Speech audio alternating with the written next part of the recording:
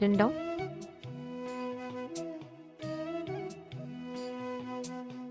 Okay, now understand, when learning about Mahasadashiva, one thing that all of us are going to be understanding or manifesting today, the experience that we're going to be manifesting today, is when the Panchakrityas, the understanding of Srishti, Sthiti, Samhara, Trobhava, all of that happens, we start manifesting the experience in our inner space. Means, when you realize that you are the creator, you are the sustainer, you are the rejuvenator, you are the person who puts and pulls out of delusion, and you are the person who liberates, when that becomes an experiential understanding, you will start having the kind of a confidence you will have in life over the obstacles or problems that is created in you will be phenomenal. Like, you will be able to manifest life completely different in a way where you will have a breakthrough in the way you perceive, cognize, experience that reality. Ma Geetanjali Khanna is saying, Ma, I feel there's an individual independent energy. I have experienced it. Who knows? I will see or face it after death. But as Swamiji's words go, I will aspire for Shivatva or just enjoy rebirth. Ma Geetanjali, you should know, at the end of the life, Swamiji will give you a choice. You can choose to be born and you can choose to merge into Paramashiva. And whatever cognitions you ferment now, see, at the time of death, you will not have your logic working. Your logic will fail by then, which means you will not have some intelligence in you which will say, hey, you know what, you should make this choice. Probably no. It will just, nothing will work. It will just go as per that moment what you choose, you will go with the flow of that. So at that time, whatever you choose, that's what you will manifest. If you ferment the right powerful cognitions about life, you will manifest that as a reality for you. Okay? So today, the power we are all going to be manifesting is the power of consciousness over matter, which means by your conscious will, you being able to move the matter in front of you. When you bring the conscious will, when you manifest the experience, oneness, Paramadvaita, the way you experience the reality will be very different. See, when you know you are the one who's creating, you are the one who's sustaining, when you experience Mahasadashiva in you, you will experience reality as something as part of your play. Like, for example, let's say you are making a drawing or you are writing something. Because you are writing something, you are creating a story. If you are writing a story, you know you have the freedom. Even if you don't want a character to be a certain way, you can say change the character. Same way, the whole life, when you realize it's your creation, you will know anytime you want, you can change it. That is why we are manifesting the power of consciousness over matter now. Okay. So what we are going to be doing is, I request every one of you to please bring a cup of water. You're going to be putting a blade of grass or a rice grain in it. You're going to be manifesting the power of consciously moving the blade of grass as per your will. Okay. So keep the needle or something, it should float in the water. It should not be something that's sinking. Keep it floating in the water. You're going to be moving that object as per your will. Typically, we have to put our hand to move it, right? But right now, just through your will, without the physical contact, you're going to be moving that object. Catching it? Come on. Please place a cup of water. I request all of you to chant the Mahavakya. Let us start the manifestation. Please sit straight. Paramashivoham. Om Nithyananda. Paramashivoham. Om Nithyananda. Paramashivoham. Om Nithyananda. Paramashivoham. Om Nithyananda. Paramashivoham. Om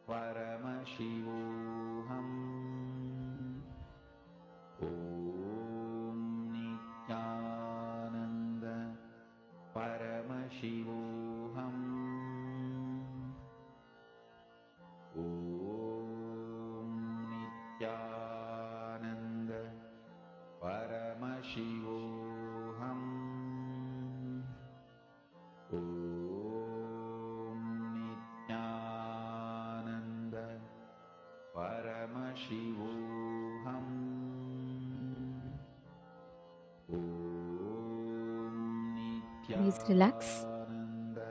Let us all now enter into the next session where we understand about conscious elasticity. Let us listen to the deeper revelations on conscious elasticity.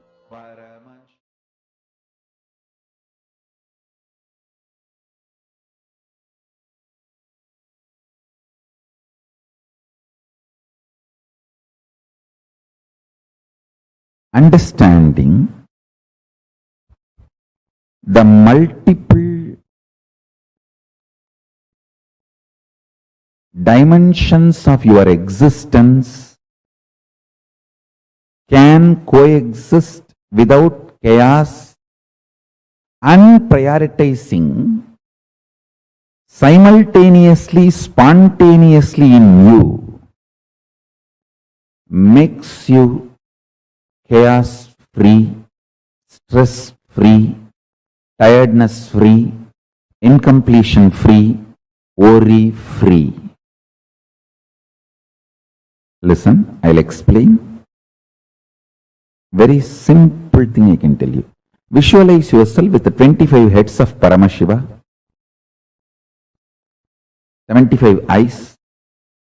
Now decide all your problems, difficulties, business, everything. You will think through these 25 heads and find solution. Please listen.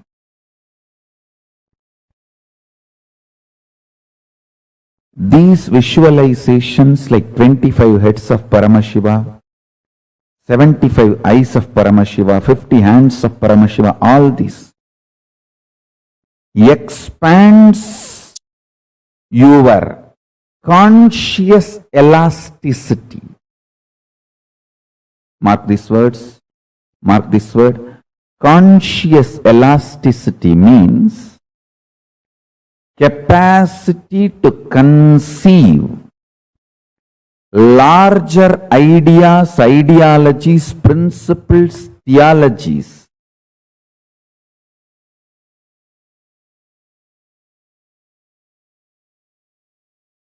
Let me come back to the subject I was talking. Visualize you with 25 faces. I tell you,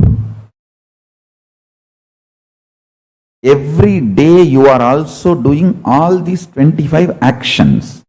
You are creating something, you are maintaining something, you are rejuvenating something, you are pulling yourself out of delusion sometimes, you are liberating yourself sometimes. All these 25 actions you are also doing, but with a lot of conflict, stress, friction, fight, internal chaos, because you do not understand all these 25 can coexist in a very orderly way. If you can organize your inner space, and understand this 25 constantly is happening in you in a very orderly way. Please understand, this next 24 hours, I want to dedicate this. I want to dedicate it to this one principle. All of you sit and pen down, think, do Vakyartha Sadas on this one principle. How you are doing all these 25 actions of Paramashiva in your life every day. Understand? Macrocosm is Paramashiva, microcosm is you. You are the microcosmic version of macrocosm Paramashiva. Brahmanda is in Pindanda. Brahmanda is Paramashiva. You in your body, in your Pindanda, is direct version, reflection, representation of that Paramashiva in all his glory, capability, possibility and powers. You are blueprint of Paramashiva. Conscious elasticity. If you visualize you with all these 25 phases of Paramashiva, the different aspects of your life, your capacity to keep everything integrated to your consciousness is conscious elasticity. If you feel these 25 phases, heads of Paramashiva is on your head, the neck muscle actually keeps all the heads integrated to your body.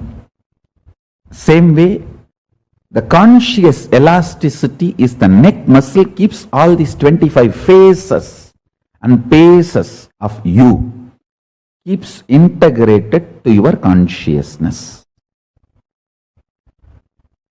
Understand? All of us are doing these 25 activities. You are creating, maintaining, maybe in small scale, destroying, putting in delusion, pulling out of delusion, liberation. All of us are doing. See, when you give a consolation, a loving smile, or a simple loving hug to a friend, you are liberating that person from suffering. So every day, knowingly, unknowingly, all of us are doing all these 25 activities. If you are in chaos, disorganized, you suffer as Bandha Jiva, bound soul. If you become organized, understand this 25 phases of you is part of you and integrate them. By building a conscious elasticity, you become Paramashiva. Unclutching strengthens your conscious elasticity.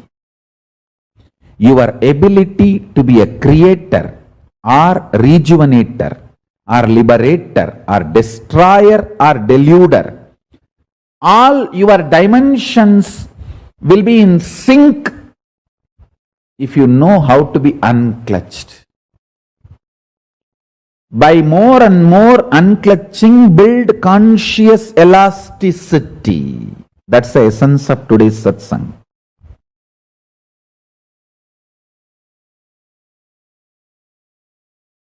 When we meditate on powerful cognition, our thought current also changes immediately. Mohit Chandani, listen. When you actually unclutch not just your thought currents, your liver, your kidney, your intestine,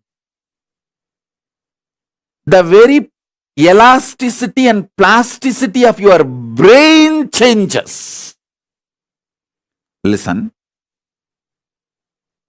youth means whose brain still retains the elasticity and plasticity for the new, exciting, enlightening life, intense life.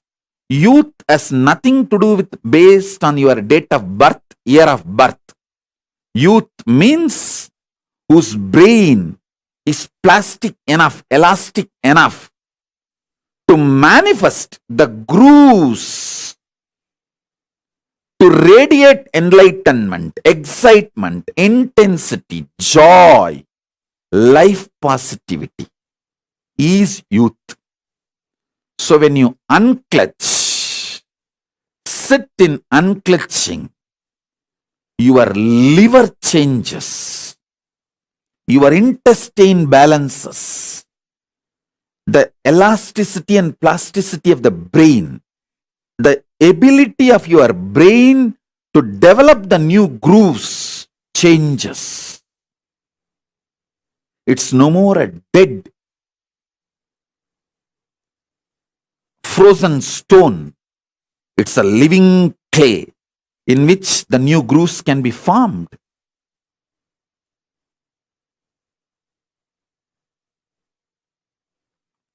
Youth is a person who can get inspired, who can get excited, who can really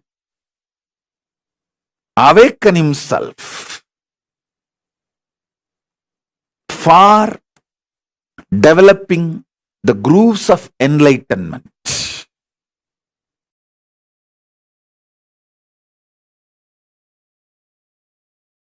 Simplest way, as it happened in my life, I tell you.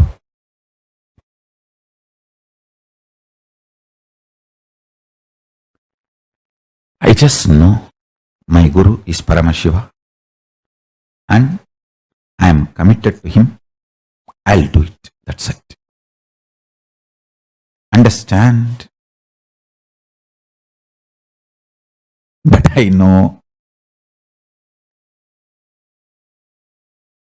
I will be integrated to my Guru and my commitment to my Guru, and not even one second iota of doubt or idea of not doing even appeared. Forget about that thought appearing and then me consoling and denying and saying, no, there is no internal struggle. I just know I am committed to my Guru and I will do it.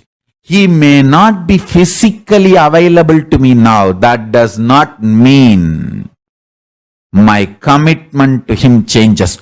When your commitment to your Guru changes, even if your Guru is physically alive, even if you are living with your Guru, you are Guru widower. If your commitment to Guru has not changed, you are Dirgha Sumangali, Nitya Sumangali.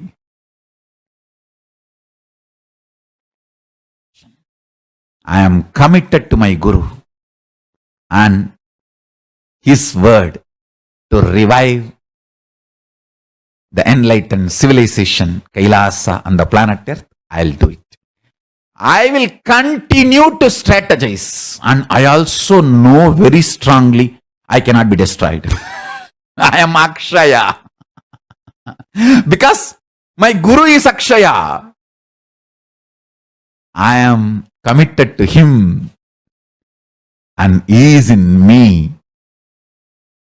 He has given me that oneness. I am Akshaya. I cannot be destroyed. I'll do it.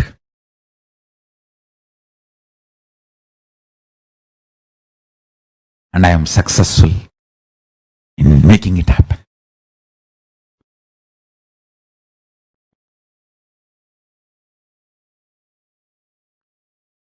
I tell you,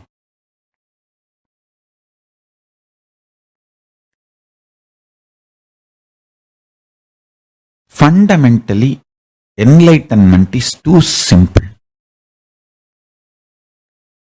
The identity you cognize as you just needed to move from pi of destructive individual identity to pi of Paramashiva. See, your foundation software, that binary code is destructive, powerless ideas, concepts, cognitions. If we wake up to the powerful cognitions,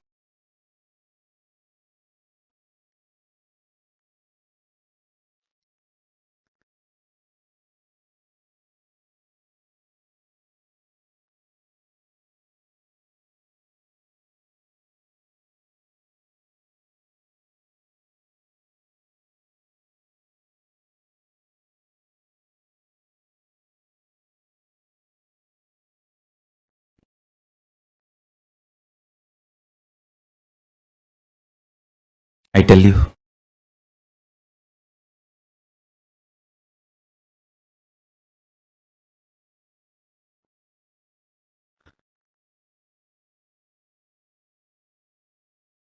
the whole being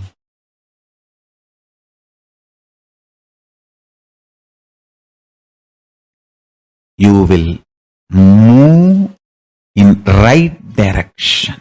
Understand?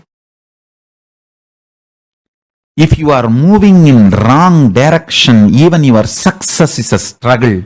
If you are moving in right direction, even if your struggle is success. Even your struggle is success. Whether life is a struggle or success is all about the direction, not about the speed or what you face during the journey. Understand? The word struggle or success, failure is defined by the direction you are moving, not by the incidents, situations, things you face during the journey. No. If your identity is right, if your Akshaya Guna, the pi, the cognitions are right, even your struggles are biggest success. Even if people feel you are struggling, you are grand success. If your Akshaya Guna, core existence is delusion, even if people feel you are successful, you are only struggling. Any obstacle comes, Madhyamaitana Mudra.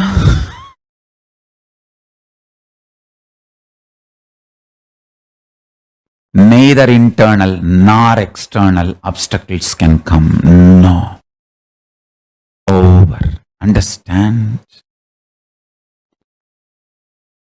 I can negotiate with whole world for my Guru, but no question of negotiating with my Guru. I'll conquer the whole world for my Guru. No question of even looking up to see his face, only feet. Understand?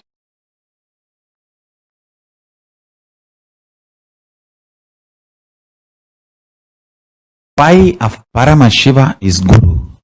If you negotiate with the core concept Akshaya Guna, then when are you going to reach and be integrated and strategize for it?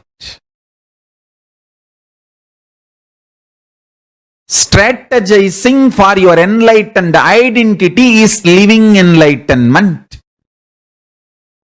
Strategizing to live and manifest your enlightened identity is living enlightenment.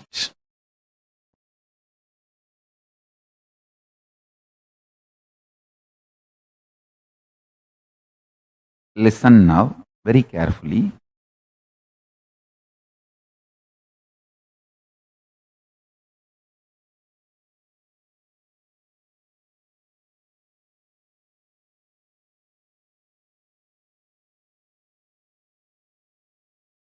If you make a conscious intention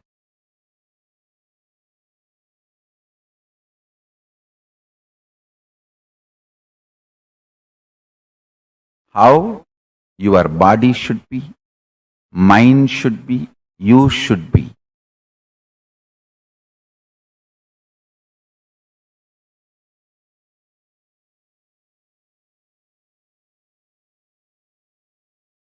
that conscious intention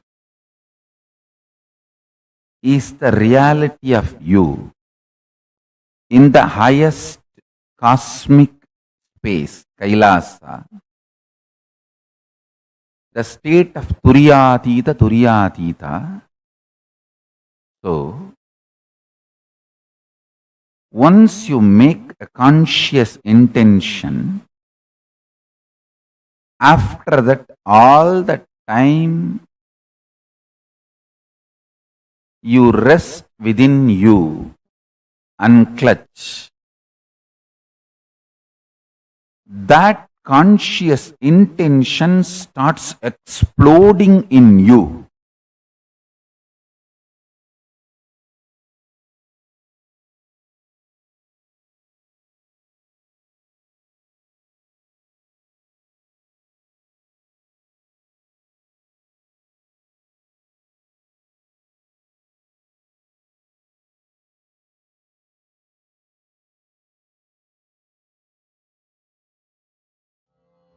Om Nithyananda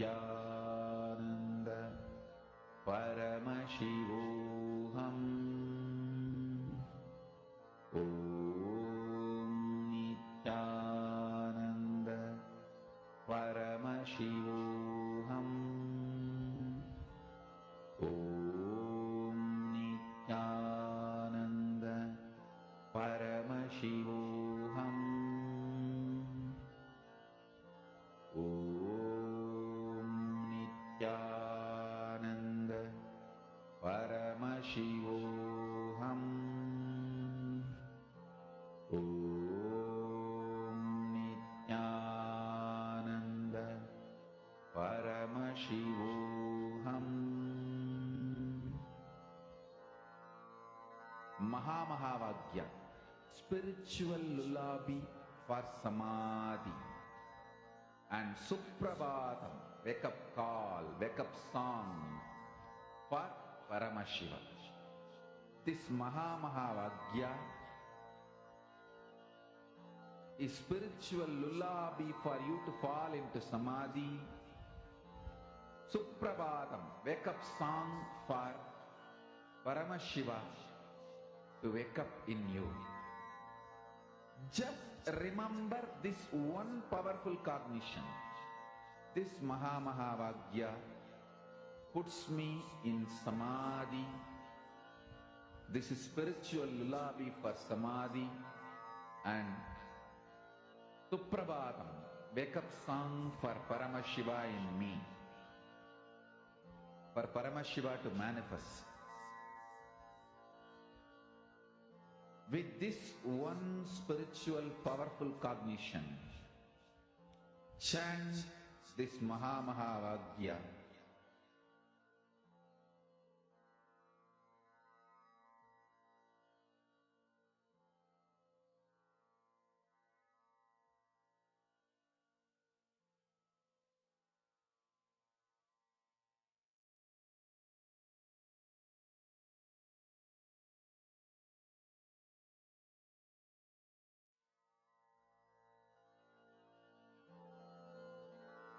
Mahavagya, spiritual lullaby for samadhi. And Suprabhatam, wake up call, wake up song for Paramashiva. For Paramashiva to manifest. With this one spiritual powerful cognition, chant this Mahavagya. Om Nithyananda Paramashivoham. Om Nithyananda Paramashivoham. Om Nithyananda Paramashivoham. Om Nithyananda Paramashivoham. Om Nithyananda Paramashivoham. Om Nithyananda Paramashivoham. Om Nithyananda Paramashivoham.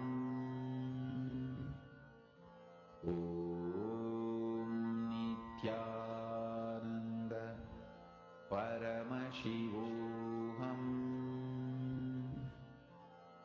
Om Nithyananda Paramashivoham. Om Nithyananda Paramashivoham.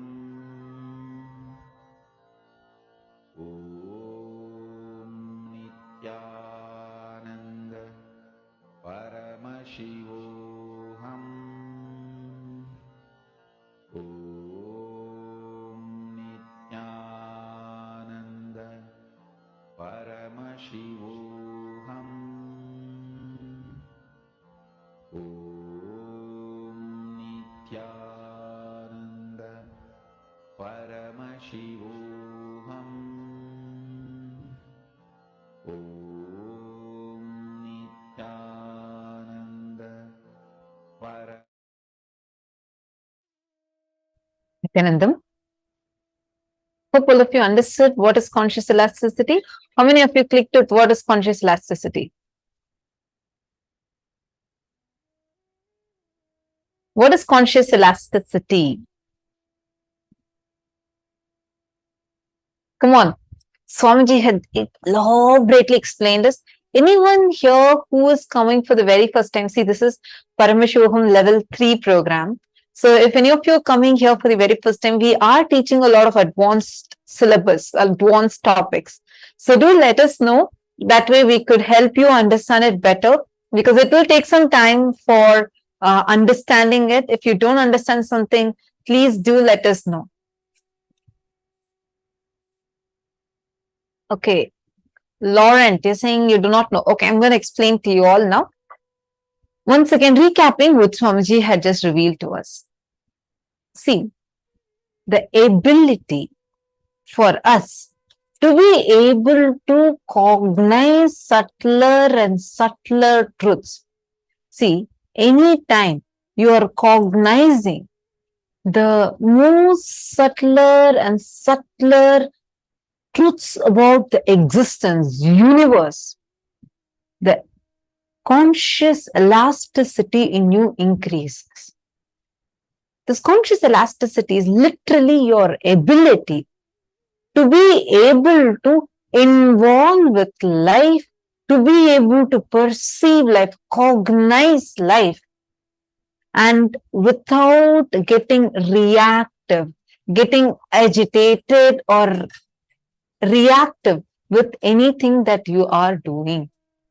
The ability for you to be so expansive inside of you, where just the way you are, the way you cognize the things, the kind of powerful cognition. How many of you feel like just sitting and sitting in the sessions, listening to Swamiji, or during the darshans, you just feel like something is happening in you. You're just expanding, expanding, expanding. How many of you have this feeling?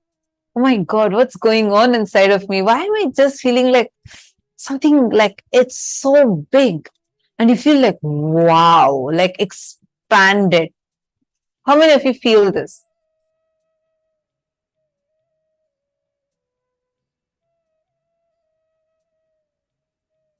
Take a few minutes and share.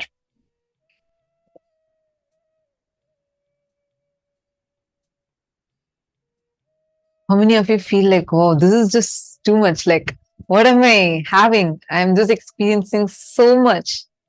It's like expanding, expanding, and expanding in me.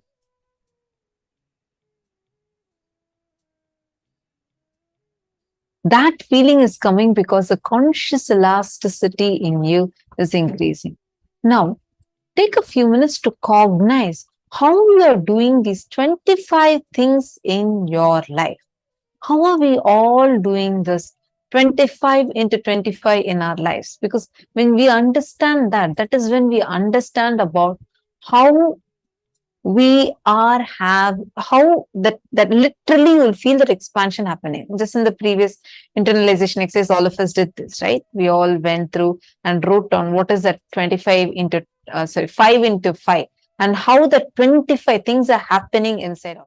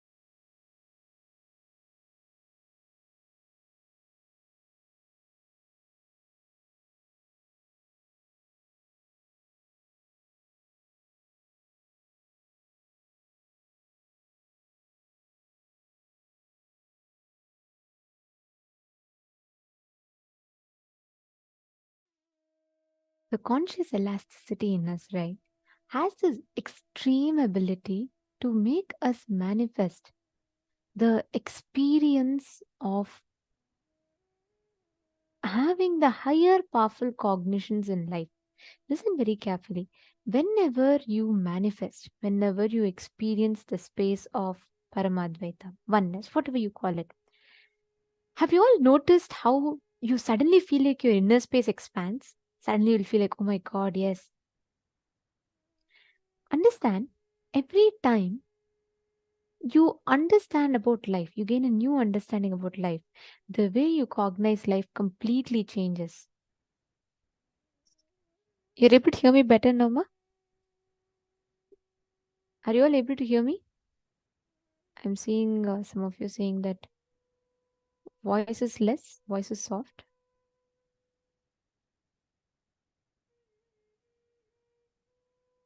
Is this better?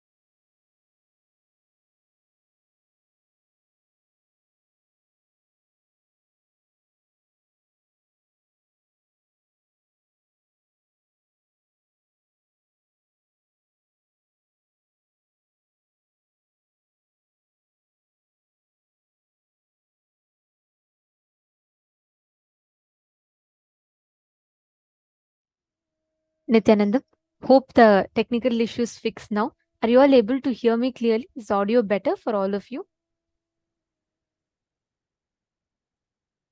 Nithyanandam.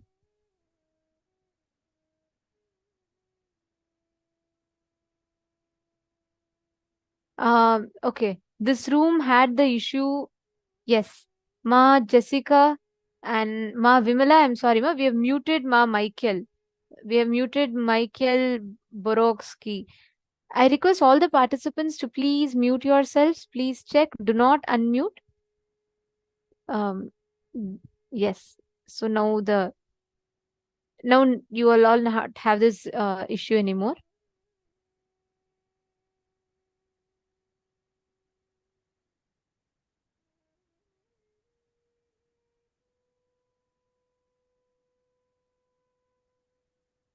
Yes. Now it will be fixed. Ma Prema Karani. Okay. Thank you. Ma Virupaksha. You should tell. You should certify. You're the first person to notify, so you should be the first person to certify if the voice is proper for you or not. Okay. Thank you, Ma. Okay. Thank you, Ma. All right. So now I apologize for that and will be aware of the volume. Okay. So see, please understand conscious elasticity. When your brain is cognizing the higher powerful cognitions and truths, let's say you learn about for the first time, when you learn about vertical time zones, how many of you felt like suddenly you will feel like, the whole thing, your whole brain is expanding? How many of you experienced that when you listened to for the first time and when you learned about it, when you understood, you suddenly felt as if like, oh my God, there's so much and you're expanding. Understand, every time you cognize the powerful cognitions and truths, your inner space expands. Your brain literally rewires itself. The way you enjoy, the whole inner space literally expands. Understanding? So now, one truth all of us need to know. Conscious elasticity is nothing but your ability to cognize the truths, your ability to experience the powerful cognitions as the more and more your brain grows, brain develops, the powerful cognitions, the brain actually expands. Now, I request every one of you to sit with this understanding. Can each of you please bring a bottle of water? Like it should be half full is also fine. A bottle of water which is just half full. And can you keep it inverted? Okay. And what you're going to do is, see, listen very carefully. Like how if I have to, I'll give you all an example. Okay. So let's say I have this bottle with me. If I have to, this bottle's resting position is this, right? If I keep it on a stable surface, it's going to rest like this. Correct? Now, for me to make this bottle move, I need to apply a force. So let's say my hand, and then I'm just going to push this and then it falls. Correct? So when I apply the external force, the bottle is going to fall. Now, what you're all going to do is, there is the bottle, but you are not going to apply any external force. If I'm keeping the bottle here, and I'm not going to apply any external force. Without applying external force, I should be able to make this bottle fall. The same consciousness that fills you, pervades in you, pervades the whole cosmos. That same consciousness pervades this also. Now, instead of giving an external force like this to move it, I am just going to, with the power of my conscious will, connect with this bottle. Okay, so you all can keep it inverted. So basically, you're going to be keeping it the other way around. And experience that space of oneness with it. And you're going to be moving the bottle using the power of your consciousness. And what does that mean? When I say the power of consciousness, what does that mean? It means your ability to cognize yourself, as Paramashiva. See the bottle in front of you also as a manifestation of that very form of Paramashiva. It is the same clay, but the shape that clay is formed out of is different. The same clay, like I can take a clay, Play-Doh, I can make Ganesha with it, or I can make a mouse with it, or I can make a camera with it. I can make whatever form I want with it. What do you want to make with that? What form do you want to shape that clay into? The whatever form you shape it into, the essence of the clay is the same, correct? Same way, whether the bottle, which is one more manifestation of Paramashiva, or you, who is also an extension of Paramashiva, you're all made of the same material. With that understanding, I request each of you to keep the water bottle inverted. You're going to be manifesting the power to move the bottle from your conscious will. See, all of you start. Sit now. Take your water bottle and keep it inverted. Take a few minutes. All of you take your water bottle, keep it inverted. All the participants, can I see every one of you keeping it inverted on your silicone device? Come on. Sumit Agravalaya, Satyajata Shivaya, Wangkian, Akashaya. Come on. Yes, I see Akash Geronimus keeping it. Sheely. Please take your water bottle and keep it inverted. Junji Wong. Nithyanandam. Chandrasekharaya. Alex. Come on, all of you take a few minutes and quickly keep your silicone device and keep your water bottle inverted. We are now going to be playing a video for all of you. Just watch it. Okay, see, basically, you're going to be intensely looking through your third eye. Look at the object, intensely look at the object. And you're going to be chanting the Mahavakya. We're going to be playing the Mahavakya. Through the third eye, you're going to, that's the conscious connection you have. And you're going to move it, just will it to move. Like how move your hand with your will, like that you're going to move it. Clear? Please start. Chant the Mahavakya. Paramashivoham. Om Nithyananda Paramashivoham. Om Nithyananda Paramashivoham. Om Nithyananda Paramashivoham. Om Nithyananda Paramashivoham. Om Nithyananda Paramashivoham. Om Nithyananda Paramashivoham. Om Nithyananda Paramashivoham. Om Nithyananda Paramashivoham.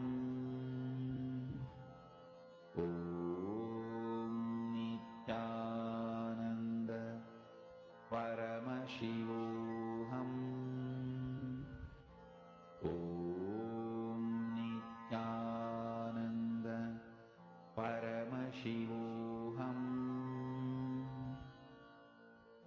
Om Nithyananda Paramashivoham. Om Nithyananda Paramashivoham. Om Nithyananda Paramashivoham. Om Nithyananda Paramashivoham. Om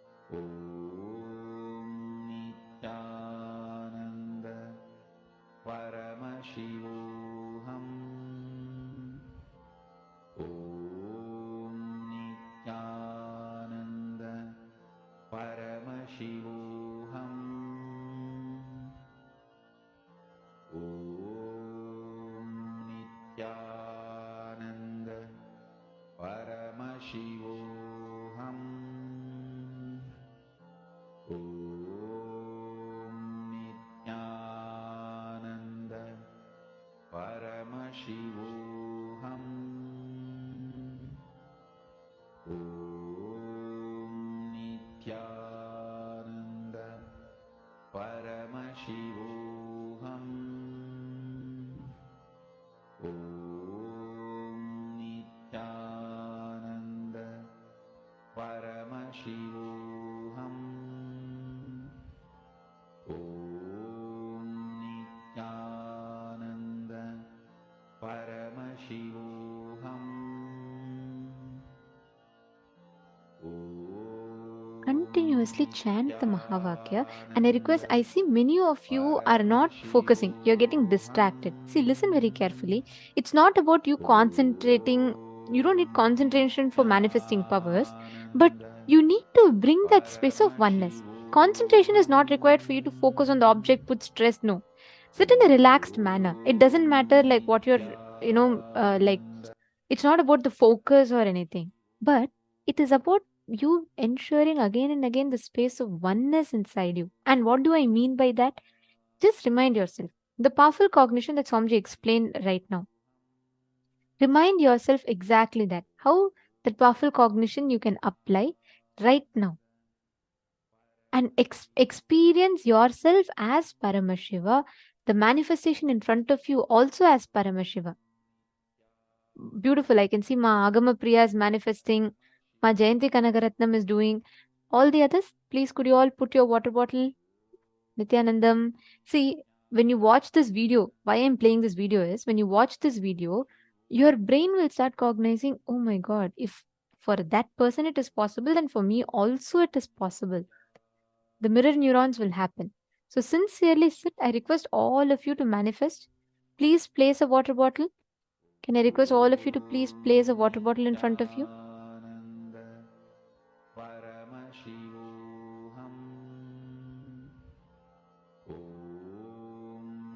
Nithyananda Paramashivoham. Om Nithyananda Paramashivoham. Om Nithyananda Paramashivoham. Om Nithyananda Paramashivoham. Om Nithyananda Paramashivoham. Om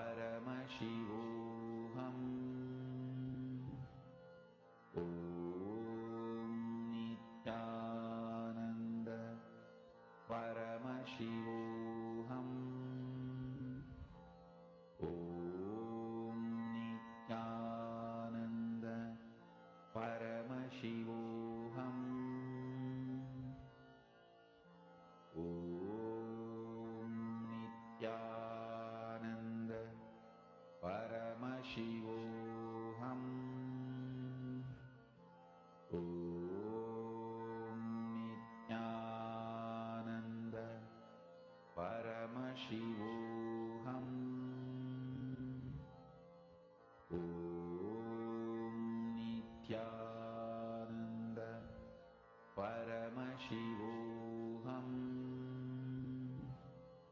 Om Nithyananda Paramashivoham. Om Nithyananda Paramashivoham.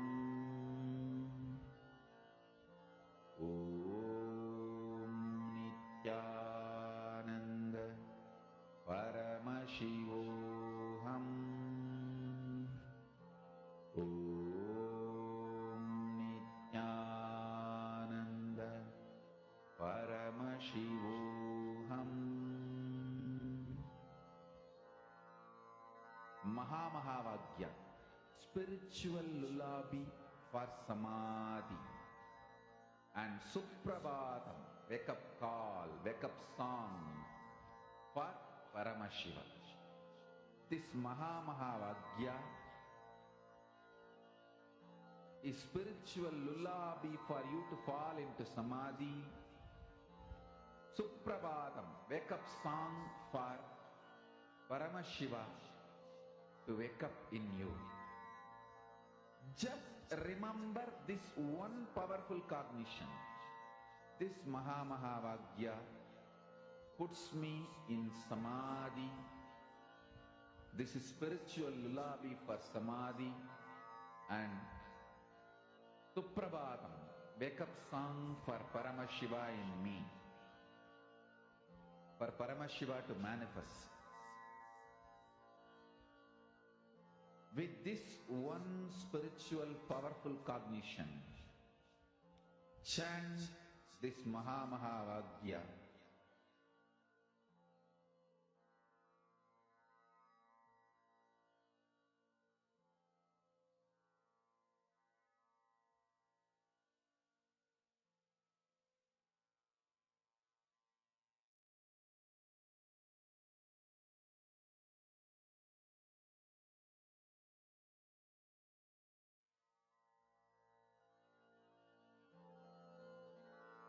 Mahavagya, spiritual lullaby for Samadhi. And Suprabhatam, wake up call, wake up song for Paramashiva. For Paramashiva to manifest. With this one spiritual powerful cognition, chant this Mahavagya. Om Nithyananda Paramashivoham. Om Nithyananda Paramashivoham. Om Nithyananda Paramashivoham.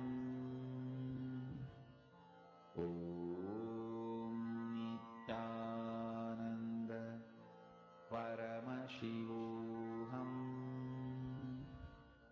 Om Nithyananda Paramashivoham. Om Nithyananda Paramashivoham.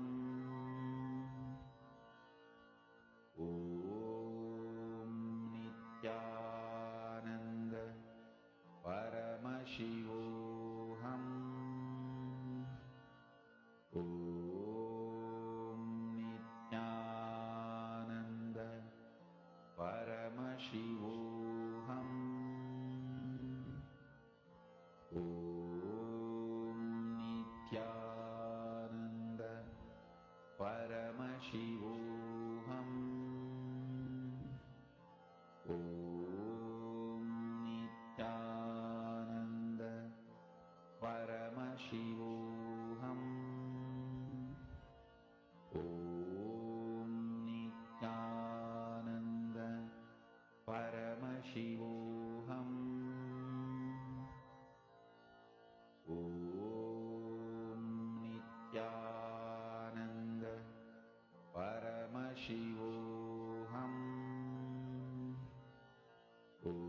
Nithyananda Paramashivoham. Om Nithyananda Paramashivoham. Om Nithyananda Paramashivoham. Om Nithyananda Paramashivoham.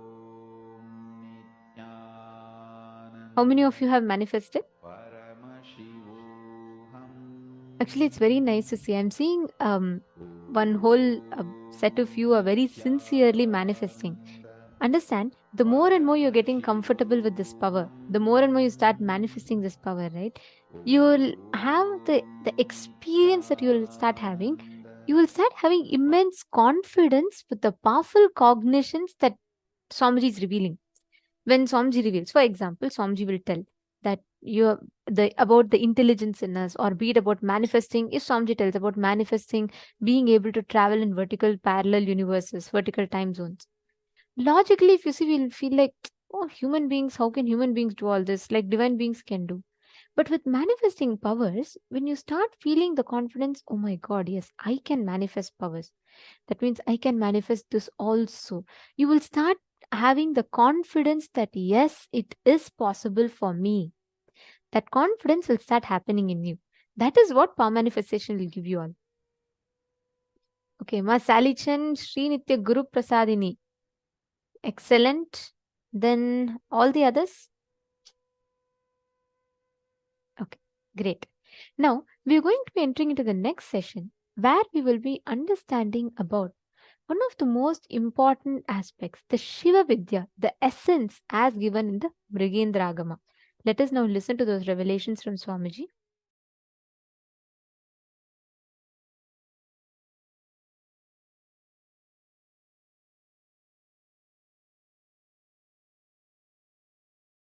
I'm going to introduce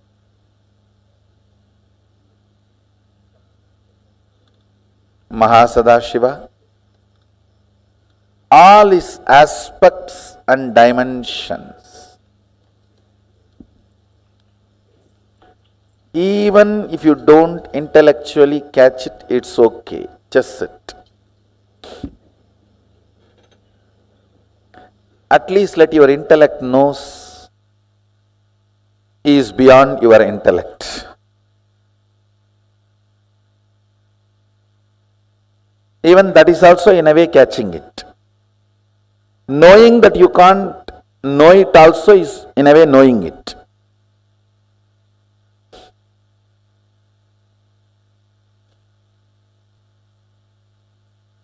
So you can see Mahasadashiva's, the way he describes himself in Agama with Adi Shakti. You can see him with 25 heads. I should say, head without third eye is head. The moment third eye is awakened, it's no more head, it's identity. Head becomes identity when third eye is awakened. Till your third eye is awakened, even if your head is cut, no use. Nothing is lost. Because nothing worthy is there in the head. Once the third eye awakens only, you become an identity. So, because your existence is needed. Your existence is needed for you, for society, for humanity, for the universe. Till third eye is awakened, your existence is nothing more than this animals in the slaughterhouse. People look at that only as a next day meal. It's not looked as an animal.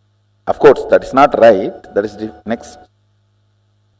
So you can see him having 25 heads. First layer 9, second layer 7, third layer 5, fourth layer 3, last layer 1. Listen, actually this 25 is not number 25. It is just countless. Any identity is part of Mahasadashiva. Then it is zillion or zillions and zillions. It's countless. Listen, first unit, length, all of you understand. Your logic. Breadth, your visualization or emotion, heart. Understand, as long as there is only length and breadth, only these two exist. But when the length and breadth gets matured to depth, not only depth is born, in depth there are many other things born. Listen, when there is a water and land, these two are separate two units. When the water and land gets mixed, not only the fertile land is born, in the fertile land multiple things are born. How many of you are catching it? That multiple things in depth, when the length and breadth operates, the first thing starts is Shabda. Shabda. In depth, length and breadth crisscrossing. Your visualization and your logic crisscrossing. In depth manifests Shabda. Like one man, one woman becoming husband and wife and living in a home creates Shabda. Man is length, woman is breadth, house is depth. It is not just length, breadth, depth. Now the side effect starts. So that is why from the head of the depth, the multi-dimension starts. The next second layer is not called second layer, multi-dimension. Listen, because in that Shabda head, it is not one head, it is inclusion of length, breadth, depth together. So how many heads? So 4 put together is represented by one identity. Length, breadth, depth, all these are unit dimension. It is called Tattva. Unit. Listen carefully. Just now you all understood the Shabda head. This head. All of you are able to see the Shabda head. That is 4 in 1. Am I right? Which is not. Listen carefully. To give you the first initial understanding, I told that is 4 in 1. Now listen. Length is 1, breadth is length, breadth plus breadth 2. Then depth is length 1, breadth 2, depth 3. So how many? When the depth is 6, how can Shabda be just 7? How many of you are understanding? Listen. So now, 1 length, 2 breadth, 3 depth put together goes into multi-dimension. So it is not 4. It's how many? Let's calculate. Length 1, breadth 2. So how many it becomes now? Plus 3 of the depth. So then 6 plus the 1 Shabda, the which is outcome of the 6. So how many? Shabda is not 1. Shabda is how many? 7. Listen. 7 plus this 3 plus this 2 plus this 1. How many of you are getting? So what is the Shabda number? When you look, 13. When you look superficially, how it looked? No, first 4. 1 layer depth. When you look, how it looked? 7. 1 more layer depth. When you look only where it is coming. So the Shabda head is not 7. You see how it describes, when you look in the front, 9 faces appear. When you look in the side, again 9 faces appear. When you look in the back, 9 appears. When you look this side, 9 appears. Then it is round pyramid structure. 9, any side if you see 9, it does not mean one layer he has only 9. Understand? Come with me. In this calculation, I am teaching you depth. How universe multiplies. How life is multiplying. Shabda. Tell me now. Length is 1. Length 1. Breadth 2. Depth 3. So in depth, how many heads are there? So now, this gets into Shabda, where Shabda, when it is, see, till your child is born, he is part of both of you. The moment he is born, he is one independent entity. The moment Shabda is born, he is independent entity having all length 1, breadth 2, depth 3 as part of him. Because he has become independent, he himself has one more length, one more breadth, one more depth. Everyone is catching? So it is not plus, it is multi. Universe is multi-dimensional, not universe. The word is itself is too small. Multiverse is the right word. Now, when time is added to the length, breadth, depth, the next dimension, next unit is time. But understanding this in your cognition is very important. Time, when it is added, time is not four head together, which is not 4, which is 1 plus 2 plus 3 plus 4. Because time is born now, it is 4. Now, when the time and Shabda gathers, forms Nada. Nada means defined sound. If the time, with the time when it forms rhythmically, it is called Nada. Shabda is wild sound. Nada is language. You understand the difference? Shabda is wild sound. Nada is language. Shabda is wild river. Nada is embanked canal. Nada Kala is pure drinking water. I'll explain about that next. It is in Nada Kala your will is created. Understand, your will does not belong to a language.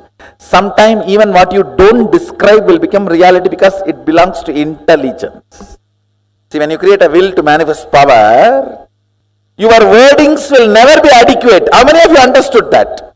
The word you generate for manifesting powers, your will, the words you generate will never be adequate instruction. It will be like a legal document only. Unsaid, unforesaid, foreseen, unforeseen. A person who can bring integrity to his thought current only can experience Nada Kala. Means while you are thinking, completion. Listen carefully. Listen. While you are making a will to manifest power, if you are not comfortable and complete enough about the instruction you generated, and you are feeling very unstable, little incomplete. I don't know whether I did it right and am I completely creating the... All this, how many of you are having? That is what is non-integrity with yourself. That is why insistence on integrity. You understand, integrity is not morality. It is a spiritual power. Ability to make a clear will. Hey, this is it. Leadership, integrity is one and the same. Chastity and integrity is one and the same. Listen now. I am not asking you to practice integrity as a morality. I am asking you to practice integrity to define your nada to nada kala. Means subtle purification in your thinking.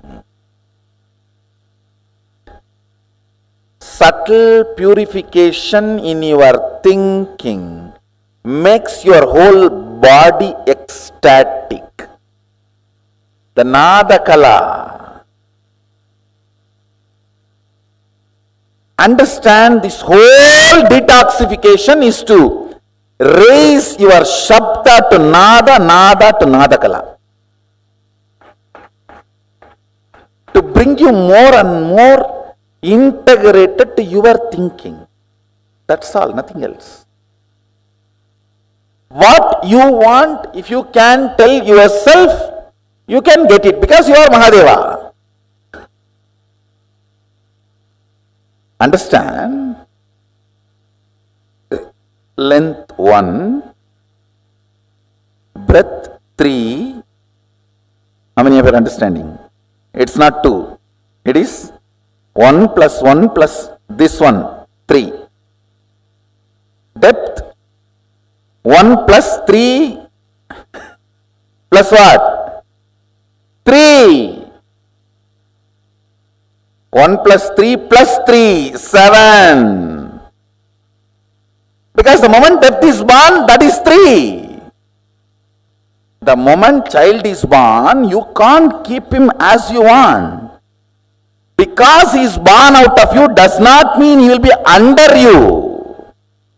You always have this stupid thing, equating him also as equivalent to you. No, he is both of you put together and his own craziness. You never value his craziness. Understand? That is why you are shocked when you see his craziness. So now, what about time? You yourself calculate. 1 plus 3 plus 7. So what is the number? 11 plus 11. Because the moment time is born, it has all the identities of this 11 into it. Not even 11, 12. Because time is its own independent identity. How many of you are catching?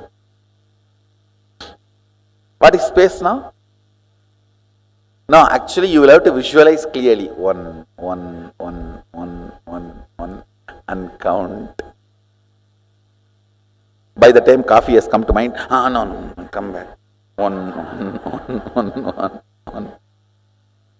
I am not confusing. I am making you guys understand the futility of your mathematical length. I am just making you guys move to the next level. How many of you are catching what I am saying? It is not pyramid structure, it is living identity structure. See, again it is gone. Tell me, like, now you are in the time zone. What all you can experience? The very depth of the time. Lengths, all the things. Breadths, length and breadths. Depths, length and breadths and depths. Lengths, breadths, depths and time in time. Listen, I am not confusing you, listen. Length of the length and length of the breadth both exist in time. Length of the length and length of the breadth and length of the depth exists in time. I mean, if you are catching, because now time is born, the length of the time. I mean, if you are understanding. You may think, why should I know all this? Because, listen, even all this being informed to your depth, you will play with the powers very properly, and you will know if at all you are stuck somewhere where you are stuck, and you can just clear it. Now listen to one line. How many of you think Shabda is totality of length, breadth, depth? From that Shabda appears. Listen, yes, it appears from length, breadth, depth, no doubt. So you will put the totality of length, breadth, depth to Shabda, but it cannot exist without space. That is why multi-dimension. Anything in multi-dimension may be generated from some of the unit dimension, but it cannot exist without all the unit dimensions cooperation. How many of you are getting? So all the unit dimensions have to be present in even the first of multi-dimension. Understand? I am teaching you the tattva, unit of the cosmos. Can sound, shabda, exist without space? In length, breadth, depth, it will be generated, but it will die the moment it is generated. Only if the space, it can hold it and keep it alive. Without space, can the sound be kept alive? Then without space, the word I utter here, sound I utter here, it will die here. It will never reach your ears. It reaches your ears because there is a space. How many of you are understanding? So, multi-dimension means all the unit dimensions have to be present there. Multiple dimensions means all the unit dimension and multi-dimensions have to be present there. Now calculate.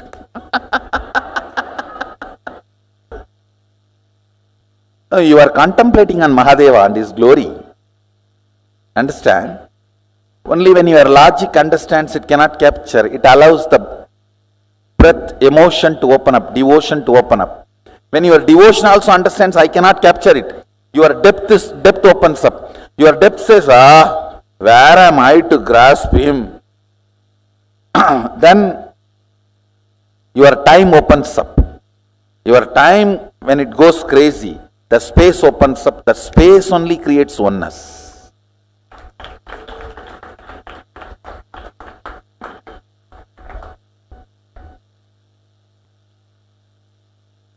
Listen, engaging with infinity is not to measure it, but to get disappeared, dissolved into it. So till you dissolve into it, you have to engage with it. You cannot say, oh, it is infinity, so I am sleeping. No. That is not. You have to calculate now. You have to engage with infinity. Oh, it is infinity, I came to conclusion I am sleeping is Vedanta. No. In Agama, you engage with infinity. Each of you, the numbers you arrive, that many number of powers you are going to manifest. Then decide.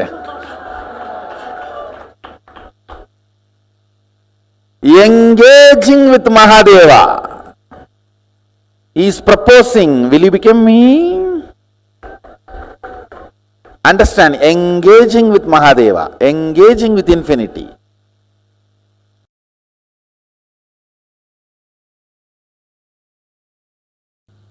See, manifesting powers of third eye, like reading through your third eye, scanning through your third eye is power. But understanding the fundamental principle, unit, tattva, why you are able to do? Because you connect your third eye with a third eye which is already awakened, your master's third eye which initiated you. And that third eye is connected with all the existing third eye. Then the power you manifested through your third eye is not limited to your third eye. You can read through any third eye. That is what is powerful cognition. Understand? Now, if you have manifested 56 powers, one powerful cognition, you will manifest multiple 56 powers. 56 into 56. Because each power, when you manifest powerful cognition, you will manifest through any body available anywhere. Understand? Don't get overwhelmed. Don't feel crazy. Feel gracie, not crazy.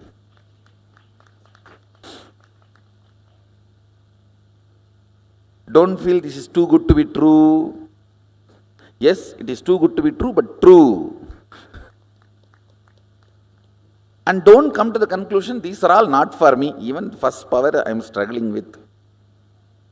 Where is all this? Understand?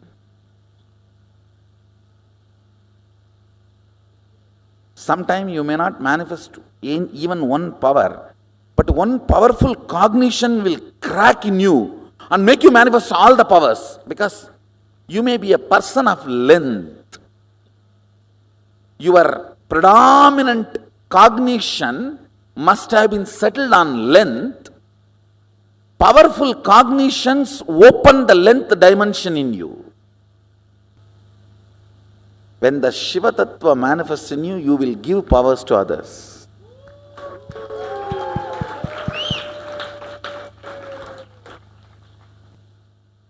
Powerful cognitions are the highest software with which your life needs to function.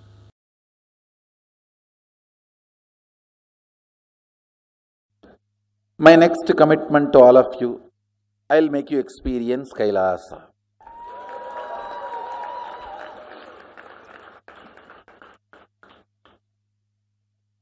The very light of Kailasa removes all the blind spots in the beings.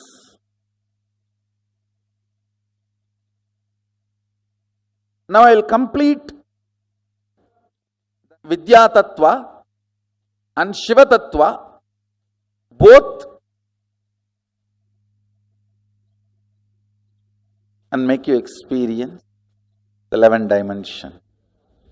It is actually a game to make you understand and visualize each dimension, what all it consists, what it takes to generate and what it takes to sustain, what it takes to evolve. When Shabda is generated, how it is sustained as Nada and evolved as Nadakala. It is just a contemplation game to make you understand, to make you engage with the infinity. I'll just show you a simple video. How many of you saw that antimatter? I just shared in my Facebook page. I'll show you and then I'll talk to you guys about it.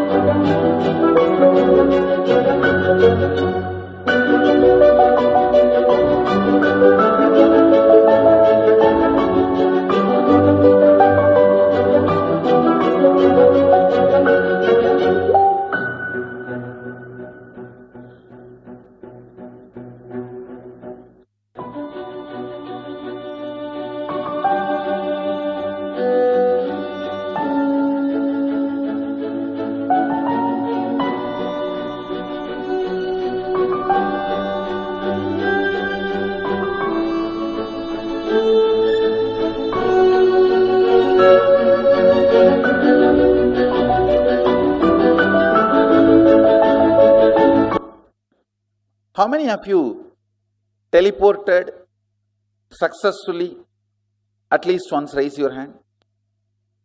All of you already produced antimatter. Understand, only if the vibhuti here, bhasma here becomes antimatter, it can travel and settle down in any place and become matter. Listen, I'll project now. This other side is just antimatter. How many of you are catching? The other side of all the heads, avyakta.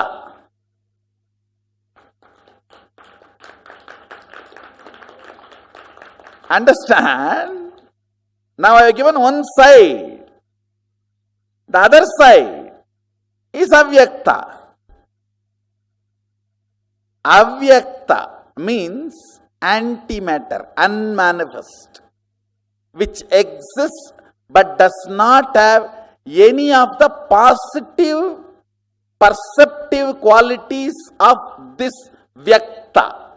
Listen, vyakta means which exists and can be perceived with a positive definition. With the positive definitiveness which you can perceive is manifest, vyakta.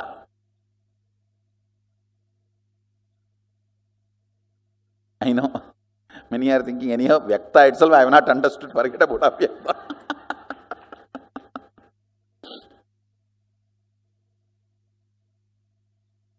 ஏண்டா மேக்ஸில் 100 mark வாங்கின, இங்கிலீஷில் ஏண்டா 20 mark வாங்கியிருக்க, அது பக்கத்தில் உட்காந்து எழுதுன கேள்றா, என்ன ஏண்டா கேட்குற? Means one father is asking his son, in maths you took 100 mark, why in English only 20 mark? Father, you should ask that to the fellow who was sitting next to me and writing the exam, not to me.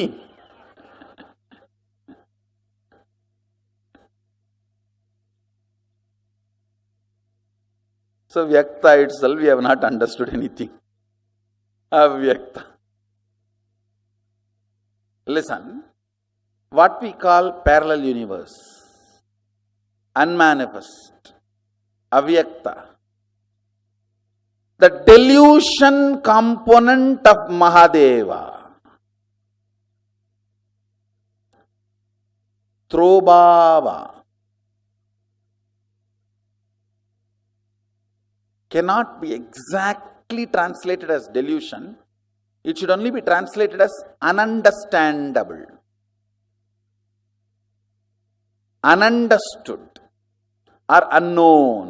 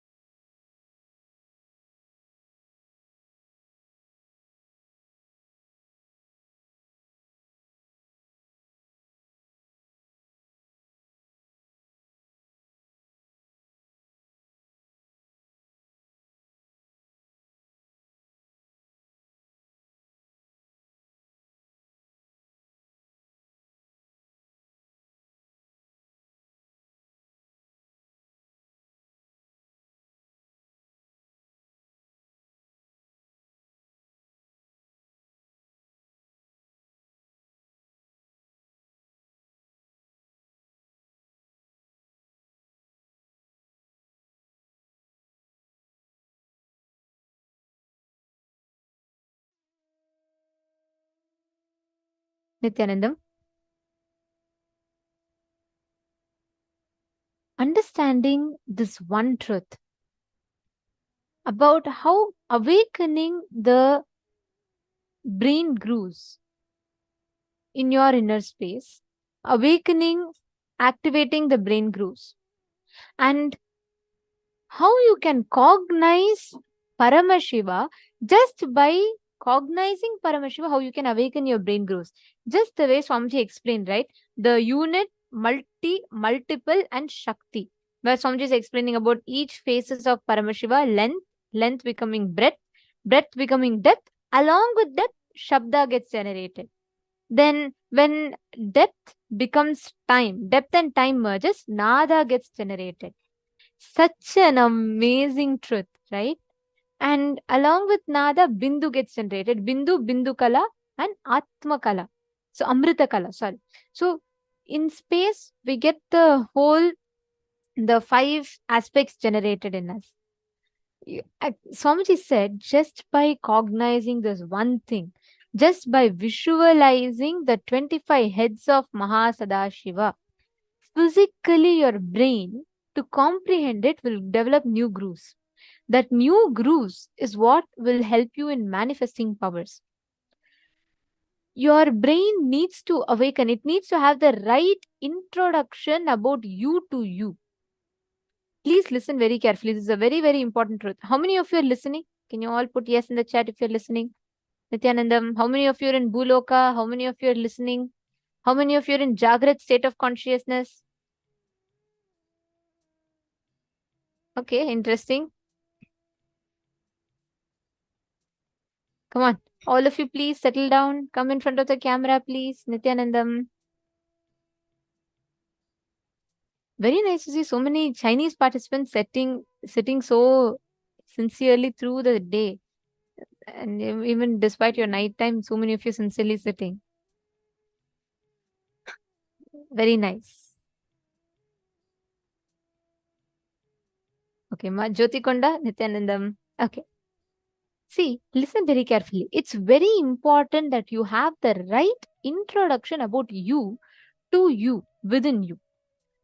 Cognizing Mahasadashiva, understanding the different phases of Mahasadashiva will make you force it, literally your brain will force itself to develop new brain grooves. Because you cannot cognize Mahasadashiva with your normal limited logic. Just every moment, how you introduce yourself to you matters. How, based on what you identify yourself with. That really matters a lot. It's a small story. A small child once goes to her mother and asks, "Mom, how did human beings happen?" Mom looks at a child and says, "Oh, that's very simple. God created Adam and Eve and they created kids. They created more kids and those kids created more kids. And that is the way human beings have come." The child was excited. But after a few days, the child forgot. Again, the child goes to her father and asks, "Dad, how did human beings come?" The dad says, he takes the daughter and he says, "Look, very simple, dear. Human beings came from monkeys long time ago. In the olden days, there were only monkeys all over on our planet. There were no people. The human race evolved from the monkeys." Now this girl gets thoroughly confused. She's like, "What? When I asked mom, she said we all descend from Adam and Eve. When I asked dad, he says we're all evolved from monkeys." She's thoroughly confused. So she decides to go back to her mom and she decides to ask. She goes to her mom and says, "Mom, you said God created Adam and Eve and then the human race happened from them. But dad says that long ago there were monkeys and we came from them. Which is true?" Mom laughs and she says, "Very simple, dear. I told about my side of the family. Your dad told about his side of the family." Understand? You can see yourself as a divine or you can see yourself as a monkey. But never forget, whatever you cognize yourself, it is your choice. You knowing about Mahasadashiva, you can either think, "Oh, this is my grand introduction." Or you can think, Oh, this is just about all the things that is, that's all. What is it? How is it relevant to me? Both ways, it is your choice. What you choose to cognize, how you choose to understand is totally up to you. But listen very carefully, be very clear, understand, cognizing Mahasadashiva in you. The Atma Tattva, Vidya Tattva, the Shiva Vidya that happens in you has, it literally gives you the awakening, makes you deeply cognize about your existence as Mahasadashiva, and it empowers you, makes you understand the various aspects through which you can manifest Mahasadashiva. So every time you listen to this, either you can think, oh my God, what is all this Shabda, Bindu, Bindu Kala, Amrita Kala, Nada Kala, what is Swamiji talking? It's going all over my head. I can't do this. That's up to you. It's like cognizing human beings as evolved from monkeys. Or do you want to cognize yourself as Paramashiva, the descent of the superconsciousness? Because you are an extension of Paramashiva, you have the right, not just the right, it is imperative that you know about.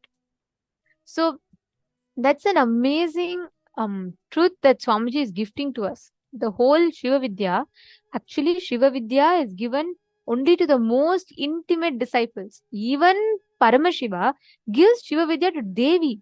He makes Devi sit on his lap and he literally like teaches into her ears. This is the ultimate secret. Understand?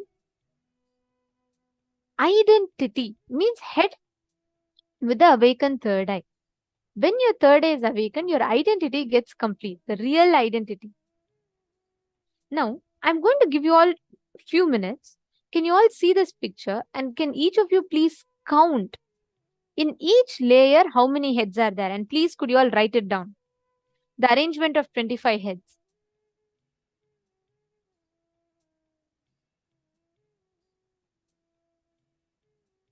I request all the participants to please take a few minutes, look at this image as shown to you all, and pen down from that how many heads do you see? How many heads in each row?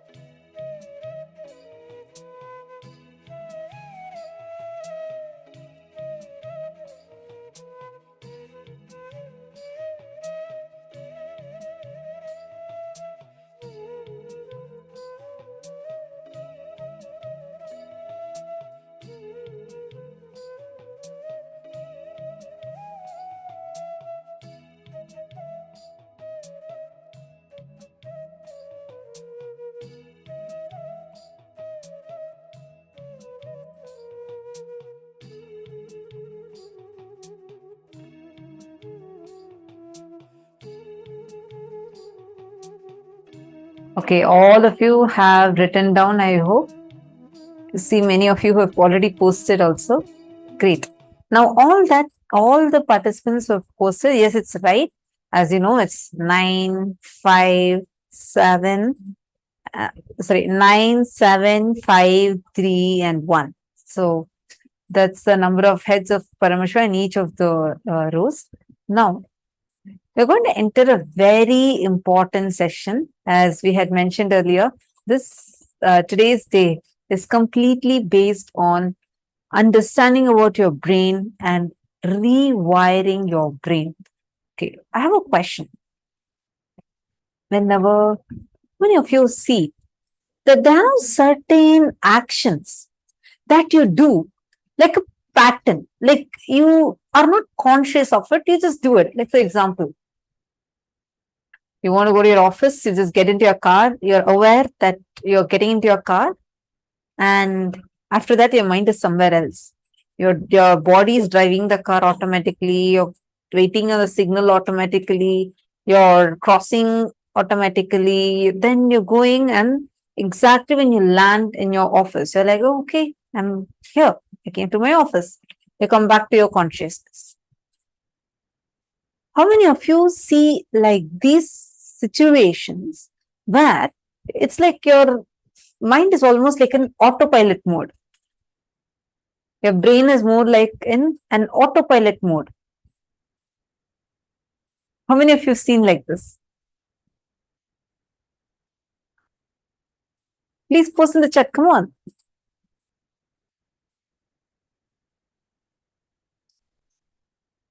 Great. Now, why this autopilot mode? It's not that it is wrong, but there are many patterns that are stored in this mode. Like, for example, you wake up in the morning, you take your toothbrush, like you just go, you're still half asleep, still not completely even out of the dream. You're still thinking about the dream that you just had. And automatically your body is going to the bathroom, you automatically pick your toothbrush. You're not aware, your hands are putting the toothpaste and you are brushing. You're not aware of it. You're thinking of something else altogether, probably thinking what I'm going to be doing today, or just thinking, oh, probably I should have a little more extra sleep. But your body is doing its work. Why? Because the thoughts that we are carrying or the actions that we do, all of these, the brain is continuously sending signals to it. You're listening now? Are all of you listening to the session? You're listening because your brain is processing this information and it is giving the instruction for your brain and for your eyes, for your ears, so that you're able to cognize this. Continuously, the brain is giving signals. There's like electrical impulses that your brain keeps releasing again and again and again. It's like how your computer, there's certain programs that run, which is giving you instructions continuously for your computer to be able to function. Like that, your brain is the smartest, extremely smart chip that is there. And it is continuously giving instructions. Hey, move your hand, blink your eyes, listen. Now, those instructions are passed through a neural pathway. There are brain neurons where every single act, you blink a certain number of times in a certain manner, in a certain rhythm. You talk in a certain manner. You react to situations in the exact same manner as you did a few years ago. You still do that. Why? Because these are stored inside of you as patterns. Your brain gets wired for it. Like certain neural pathways get strengthened. More and more you do that action. So in turn, when you go to an autopilot mode, it defaults to those neural pathways. Today, Swamiji is going to be teaching us how to rewire, change these neural connections. How can we change how our brain functions? And is going to initiate us into this. Let's now listen to the revelation on rewiring of brain.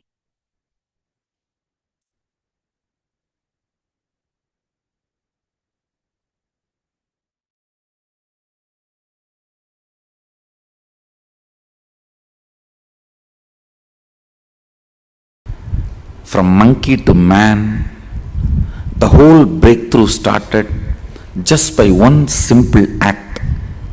One monkey started walking with the two legs first time. Surely he must have felt very awkward. Other monkeys would have made fun of him. They would have teased him. A lot would have happened. They would have even boycotted him from the community. He would have faced social boycott, whatever. For some reason he decided to walk with two legs. Understand? That brought the first breakthrough. When monkey started walking with the two legs, the intense blood flow to the brain started going with less speed.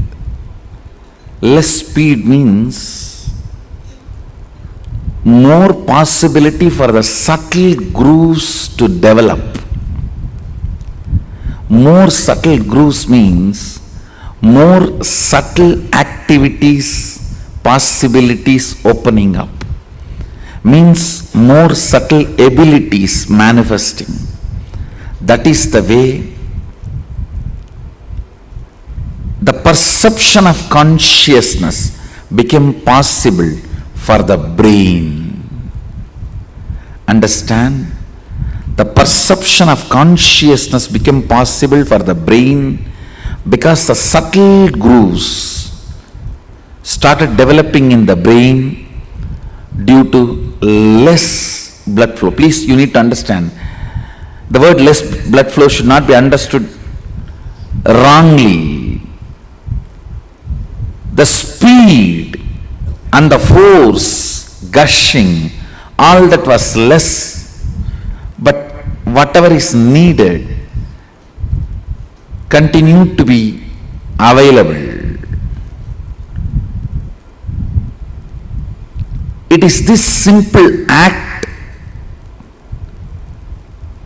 made the breakthrough of monkey to man possible.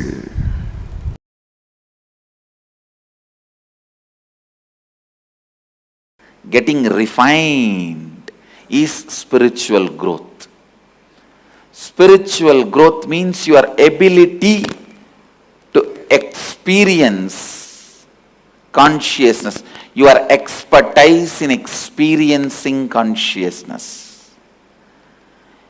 Your expertise in experiencing enlightenment is spirituality, nothing else. The subtle mind with tremendous awareness, the whole blood flowing into the brain, what your brain can catch as the experience of consciousness, subtlety of that experience, your expertise in catching the experience of enlightenment, pure consciousness, that defines how much you have grown spiritually. Understand, your spiritual growth is not defined by whether you have become brahmachari or a swami or a kotari or a tanedar or a mahant. No. It is defined how much you can catch the experience of consciousness, your expertise, the ability of your brain's power, ability of your brain's expertise, the subtle grooves of your brains, its ability and expertise to catch the experience of consciousness. The experience of consciousness, that makes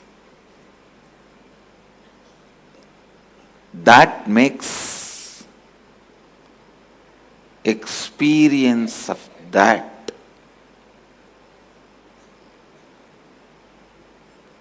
makes you spiritual. I tell you, all spiritual practices are just to develop that subtle brain grooves in you to catch the pure consciousness. Whether you sit in the banks of Ganga in silence in Haridwar, or you sit in the silence of Manikarnika, Mahasmashana in Varanasi, or you sit in the silence of Gomukh, Tapovan, understand, when your brain grooves, the subtle brain grooves, are able to catch the concept of consciousness, the spirituality is awakened in you. It's beyond body, mind.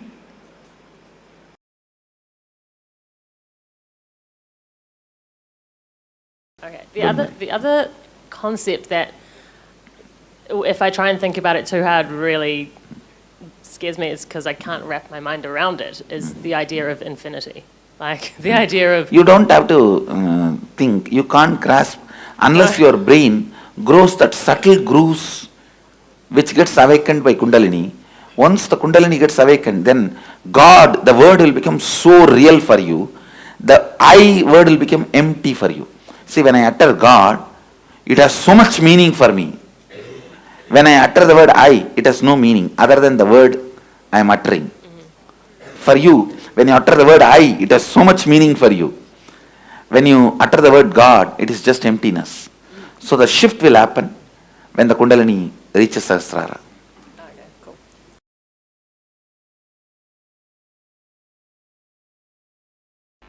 Every object creates some subject in you. When you see even the photograph of a food, well organized, idli, chutney, sambar, gongra, urga. If you are a non-vegetarian person, all those non-vegetarian items, the moment you see the photograph, something is triggered in you. It's one small example I am giving. I can give hundreds of examples. Whether it is food or lust, anything, or sacredness, even sacredness. If you are habituated to praying to a God, if the moment you see his deity, something is created in you, awakened in you. So each object creates certain subject in you. And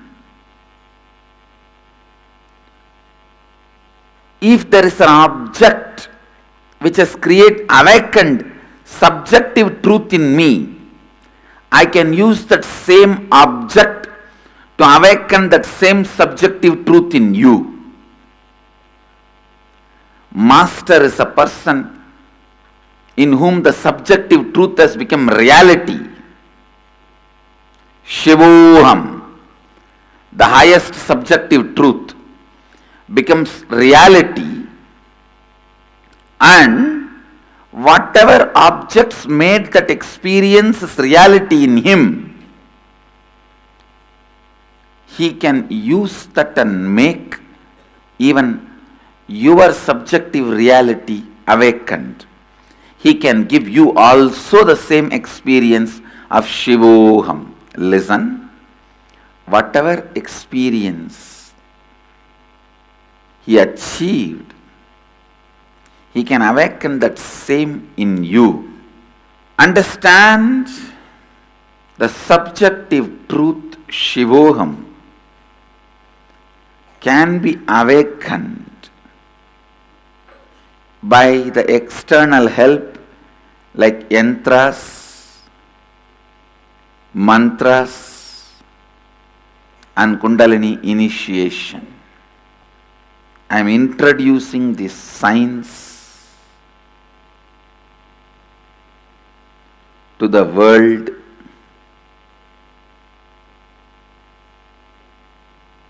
It was available in the Vedic tradition, but to this planet I am introducing now. It's not that all the Vedas were revealed to, all the Vedas are revealed already to human beings. The science of using sound, the science of using simple lines to awaken yourself and awaken others is such powerful science. See, subjective truth is the base on which your life should be built. Subjective truth is the foundation on which your life should be built. If you do not build a conscious subjective truth like Shivoham, the ultimate truth, unfortunately you will be building your foundation, your life on your low inner image, incompletions, your fear and your greed. On your fear and on your greed,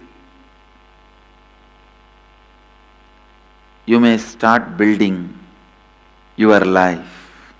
First, choose conscious inner image. Shivoham. First, choose conscious inner image. Shivoham.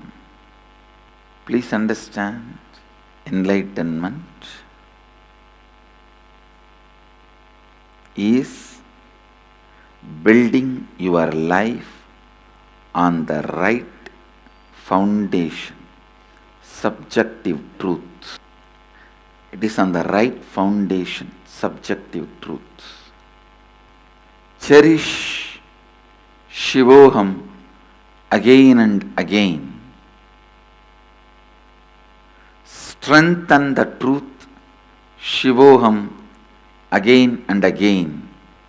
Live the truth Shivoham again and again.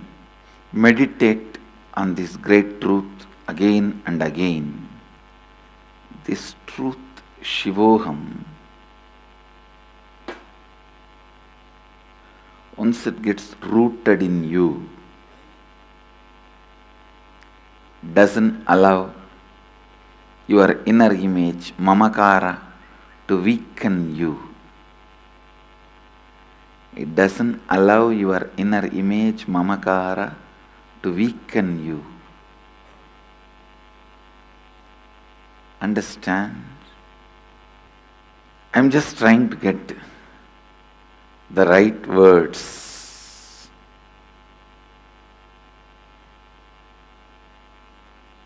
How this whole truth can be explained to all of you in simple terms, in simple words. How the whole truth can be awakened in simple terms, in simple way.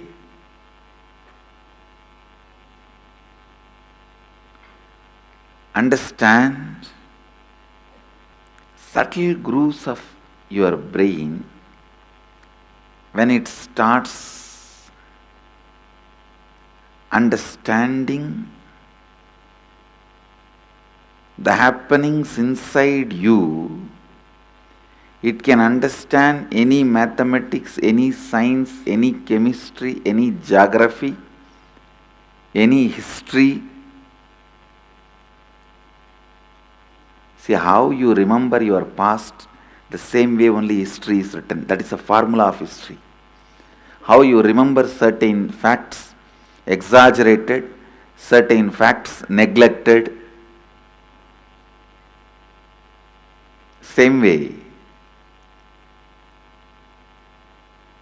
mathematics. What all the basic understandings you have to add, subtract, multiply, divide. If you can grasp the happenings inside you with a subtle sensitivity, you can grasp any happening outside. As I said, whether it is geography or mathematics or history or science or chemistry, biology, everything in the outer world you can understand if you can grasp the subjective truth. That is why I am saying the subjective truth, you need to let it sink in you, get soaked in you. Let it be soaked in you. Let it sink in you.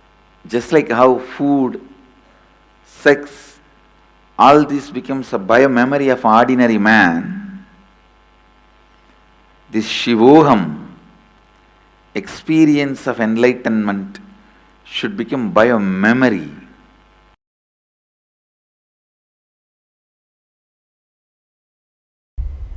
All these transmutation processes, the word may look too big, so don't worry, means balancing the system and awakening the whole consciousness to your whole body is what I call transmutation processes. Means some parts of your body becomes insensitive to the existence because of the job it is doing, like a feet, because of the continuous walking, it becomes insensitive. Your cheeks, how they are sensitive, they don't become, they lose sensitivity to the reality. But for a complete Kundalini awakening, your whole body needs to be alive and experiencing the reality and ability to experience the higher consciousness.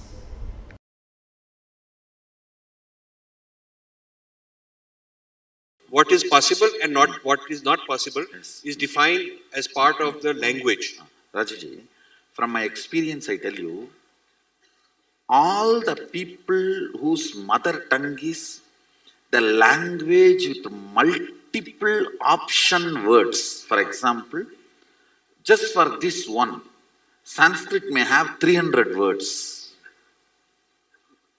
The multiple option word mother tongue people have a very high developed brain grooves.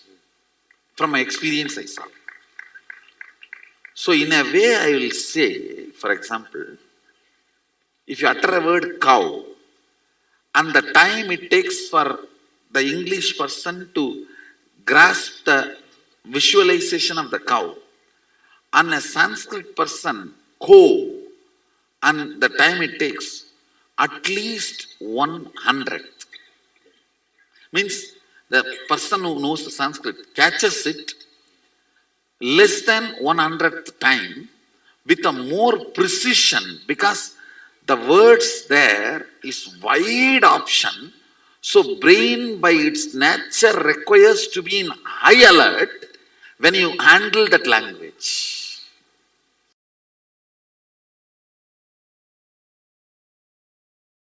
through the 5 phases. Paramashiva does manifestation, maintenance, rejuvenation, pulling out of delusion and liberation. Satyojata, Tatpurusha, Vamadeva, Ahora, Ishana. These are the 5 phases. He resides in his Supreme Paramashiva Swarupa as Ajomuha or Adhomuha, unborn, beyond form, formlessness. Is Paramashiva Swarupa. That Paramashiva Swarupa manifests with these 5 phases as Sadashiva, Tatpurusha, Vamadeva, Ahora, Satyojata, Ishana. 5 phases he manifests and does the Panchakritya, Srishti, manifestation, Sthiti, sustenance, Samhara, rejuvenation, Trobhava, pulling out of delusion, Anugraha, liberation. Understand? He does all these 5 jobs.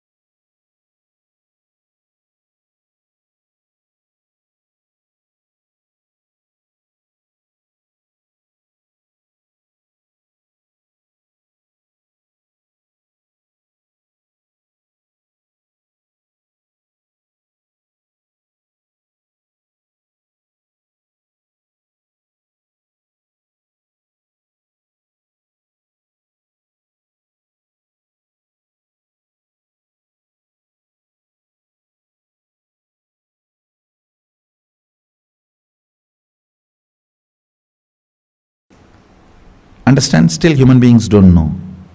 To store electricity without reducing its intensity, it is still a blind spot for human beings.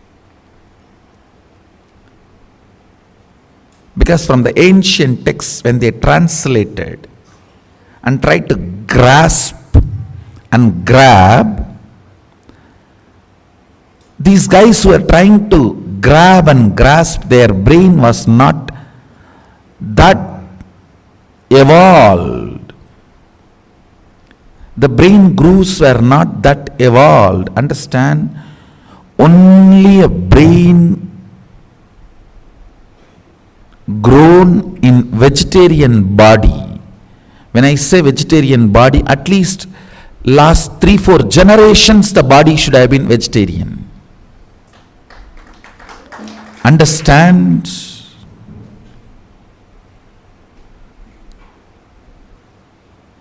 I am not trying to create any conflict. As a scientist, I have to tell you the truth. If you are born from a family where hereditary vegetarians, you are the most blessed body. You have the best body for this kind of experiments.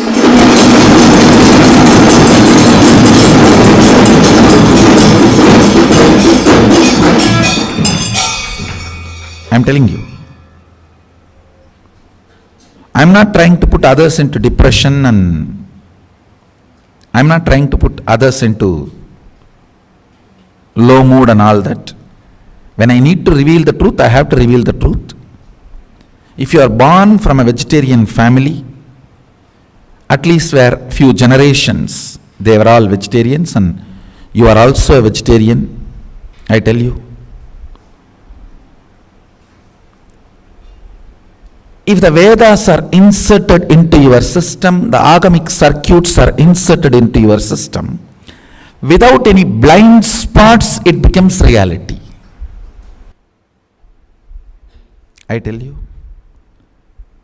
all the Hindu gods and goddesses, their forms are nothing but the circuits seen by our rishis when they manifest those powers. The light circuit appears in the brain. For example, the knowledge, the light circuit appears in their brain is Mahasaraswati.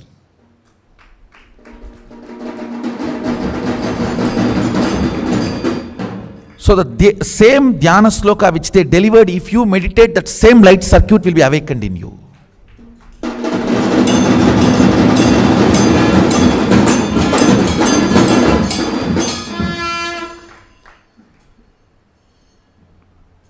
That is why the dhyana should be done with the dhyana sloka, not some shunya. சொந்த காசில் போய் சூனியம் வச்சுப்பீங்க. இருக்கிற சூனியம் போதாதுன்னு எவனோ AV விடுறான் சூனியத்தியான். All dhyana should be done with the dhyana sloka.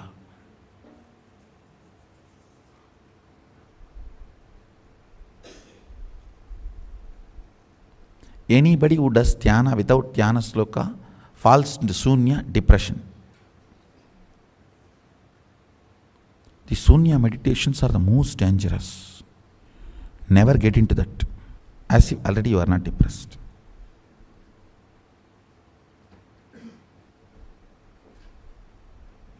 It is like a pig feels too dirty smell and puts the nose into the drainage. Only if you take the face out, head out, the nose can smell the dirty smell. So put the nose into the drainage, no smell is felt, you see. That is what is depressed people putting themselves into sunya meditation. Understand?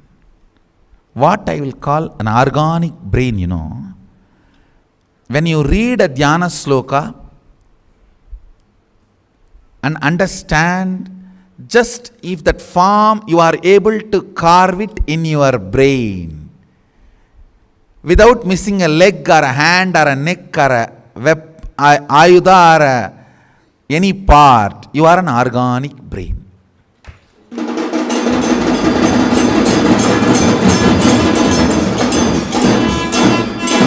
Just you recite the dhyana sloka and you are able to just visualize and keep the visualization alive. Your brain is organic brain. Even Nirahara Samyama helps in a big way to make your brain into organic brain. If you do Nirahara, your ability to retain that energy circuit of dhyana sloka in your system drastically goes up.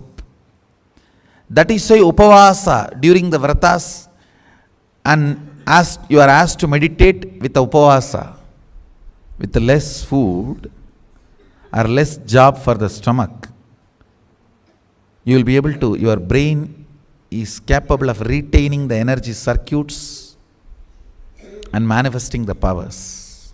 That is why the higher the energy, more hands and more heads are described, because your brain needs to hold on.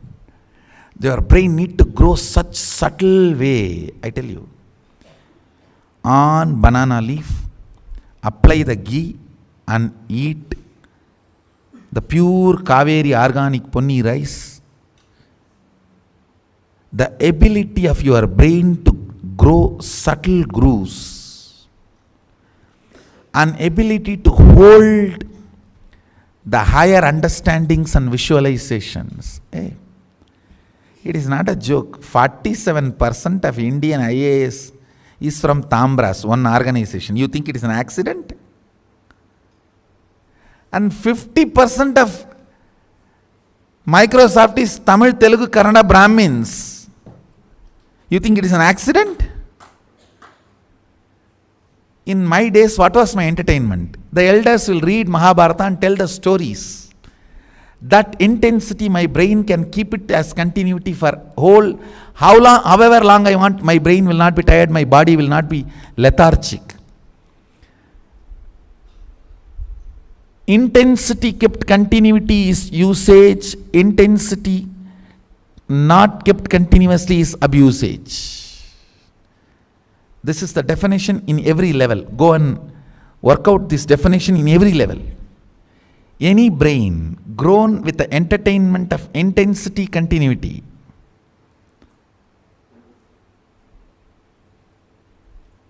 thanks to late invention of television.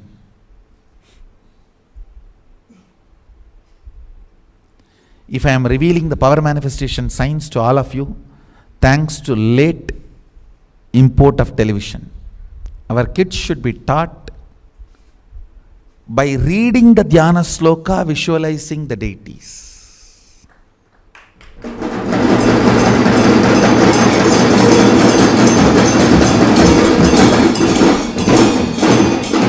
And drawing them or carving them or making them with your own hands.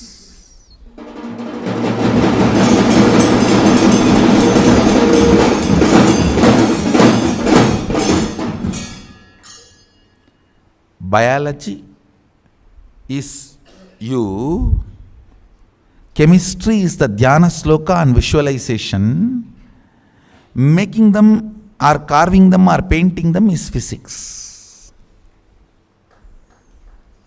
And I tell you, whenever I made deities out of clay, my body shapes will get shaped in the same way I have seen.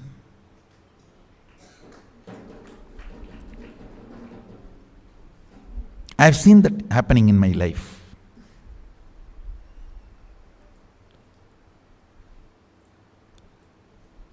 So just reading the Dhyana Sloka or seeing the statue, imbibing it in the brain and reproducing it back, your body will get carved.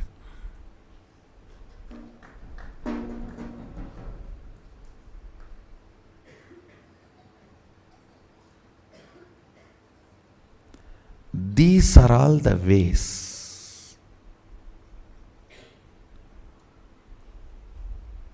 Basic education is this only. This is what is called primal education, not primary education. Primal education.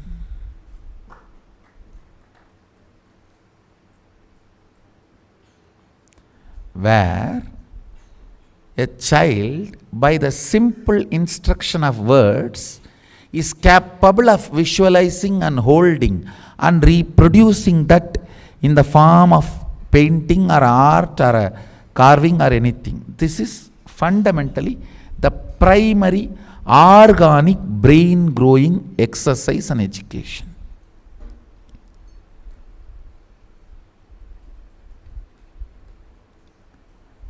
This kind of brain can cut across chemistry, biology, physics, anything, geography, anything. See, fundamental of the Vedic education is the. Di means capacity to cut across and understand anything in the universe. That is what is given to you as an initiation as Gayatri. Bhurvuvasvaha tat saviturvarenyam pargo devasya dhimahi diyo yo na prachodayat. Let me meditate on that which awakens my Di, ability to cut across everything and see.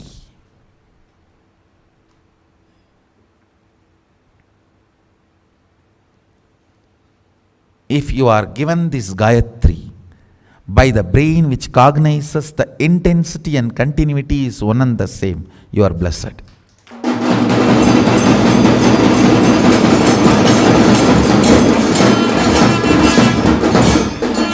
Because this seed will work in you with this Saktipada. Intensity and continuity is one and the same.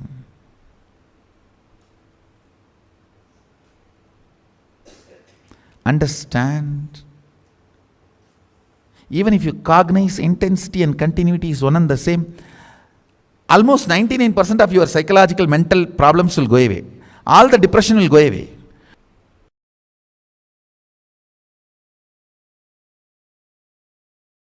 When your body is filled with sexual hormones, especially when your body is getting sexually matured, between 14 to 21, if you do the tyaga of sex, between 14 to 21, renounce sex, I tell you, you will build the best body and mind, and the kind of the natural selection process your DNA will go through and the kind of a system you will build, oh God, you will have an amazing capacity to receive information, process and make decision. Something called Di, Meda, Buddhi gets awakened in your system.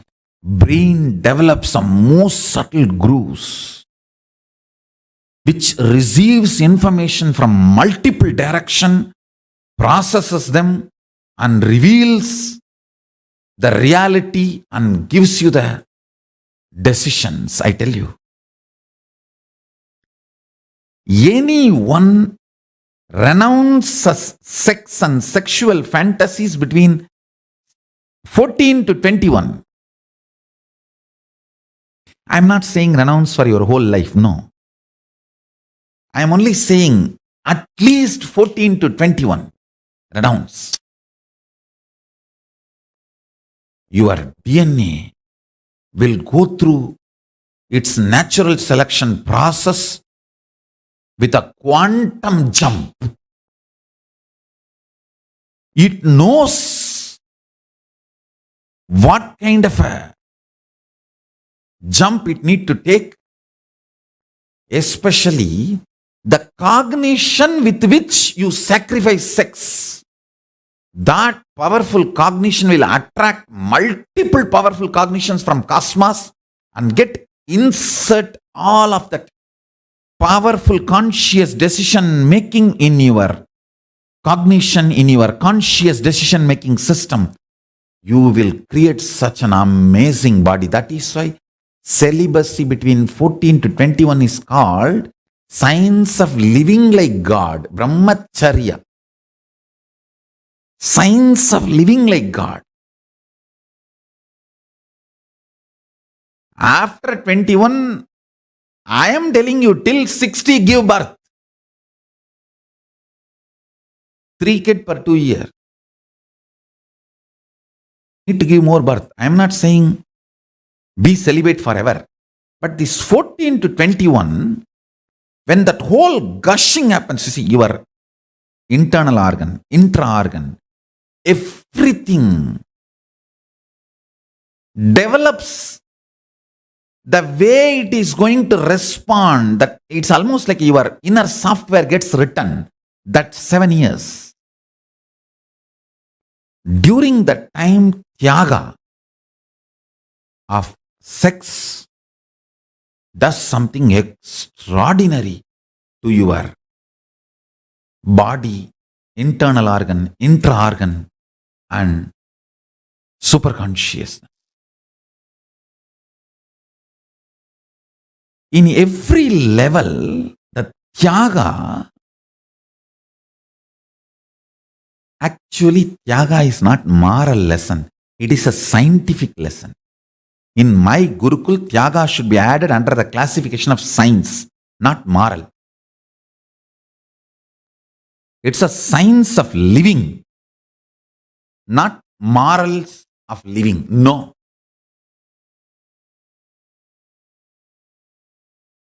The best body, best mind, you manifest with Tyaga. Understand? Between 7 to 14, body develops. Unfortunately, nowadays, even by 10, boys and girls become physically matured.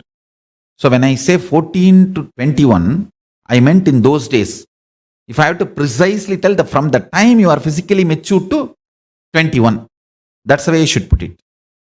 Because nowadays kids become physically matured due to the altered food and various reasons and social pressure to become sexually active, all that stupidity. By 10, they become sexually matured.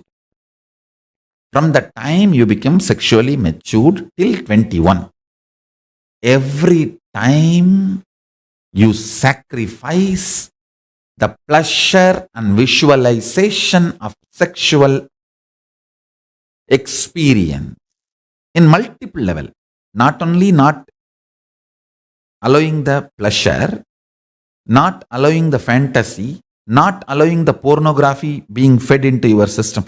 If you just do Tyaga of sex completely, every time you renounce, do Tyaga, your DNA in the natural selection process takes a quantum jump and selects next level.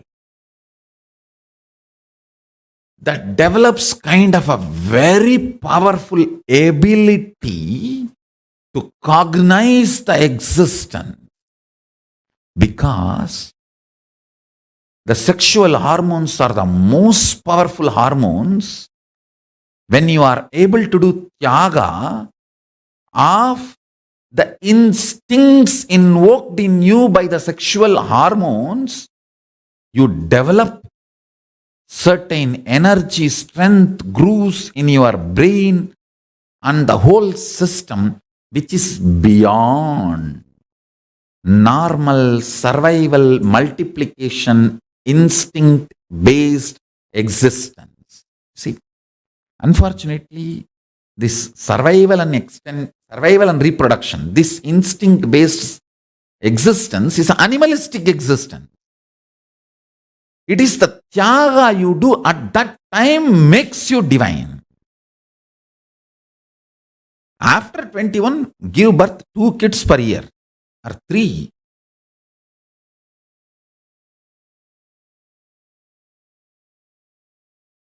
It is necessary you to evolve a brain, completion, patience.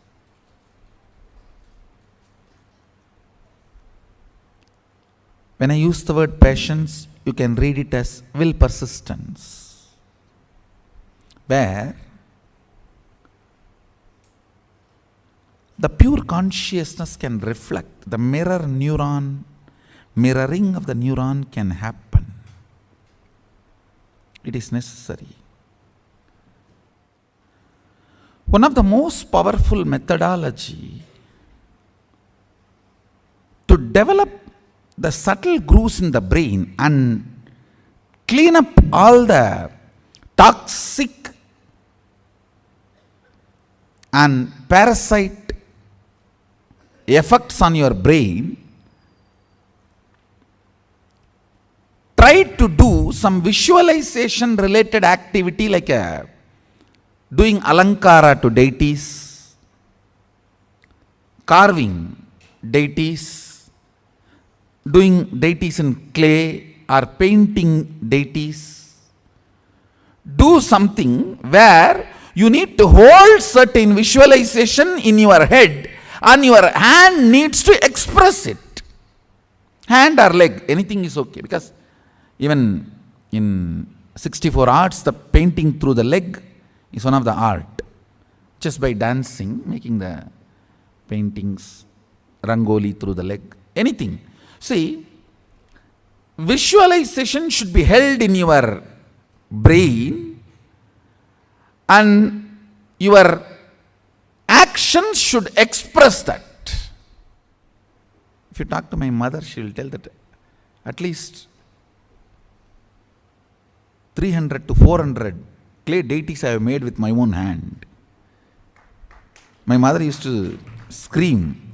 Now she is very happy I have done all that. In those days, she and my grandmother both will scream because I will not eat. Once I sit to do that, sometimes for 1 week I will not eat. She will be sitting with food, begging, come and eat, come and eat, come and eat. I'll be just lost. And those days, you get only 2 big publications, Ramakrishna Mission and Ramakrishna Tapovanam.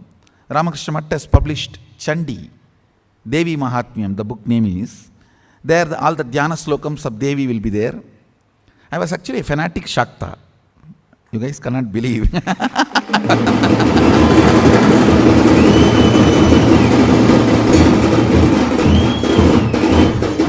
No, not that I hate Shiva, not that, but very fanatic Shakta means I'll pick up only Shakta books, Shakta deities and make only Shakta everything. That is a Shivalinga I have. Mahadeva gave. Devi I have only I carved.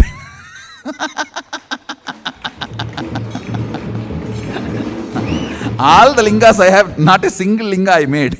It's all given by Mahadeva. All the Devi I have, I carved it.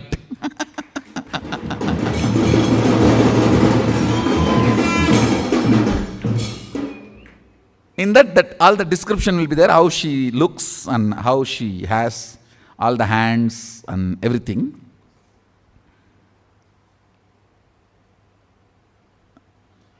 I'll get Ramakrishna Mission books. In that only the Dhyana sloka and the Tamil meaning will be there. And after making, I'll get Gita Press books. Gita Press Chandi will have the diagram also. I will not see the diagram before making. I'll read and make the deity, and then with the Gita Press book, I'll verify whether what I made is right or wrong.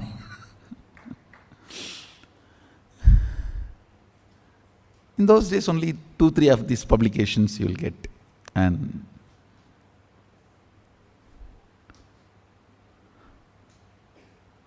all this really helps a lot to understand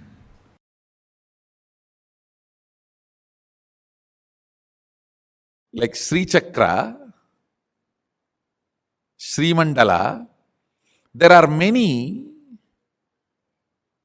mandala structures which are just by staring at them, your DNA structure will get aligned to that.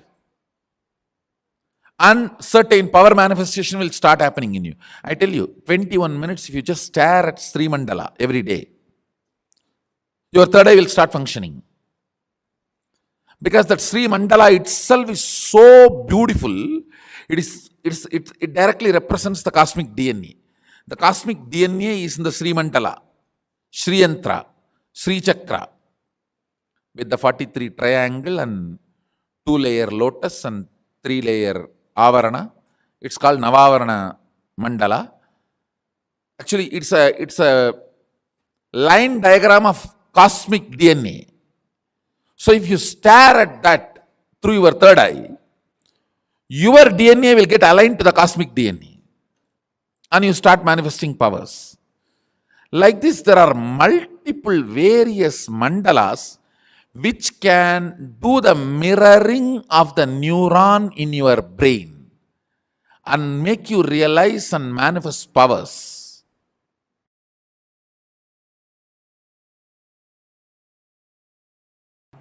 I should tell you, biggest enemy in your life is taste for anti-life.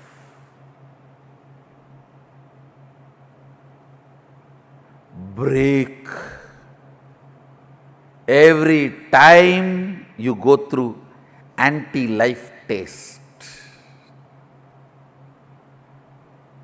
every time when your mind is trying to tell you, this is the way I am, what can I do? How can anything move? What can anything happen? No! You are not yet end. That's the good news. You are only a seed. As long as you consider you are only a seed, you need to manifest your Sadashiva. Because, understand, Sadashiva constantly considers himself as the seed which need to manifest, yet to manifest, yet to manifest. Even after manifesting this whole Jagat.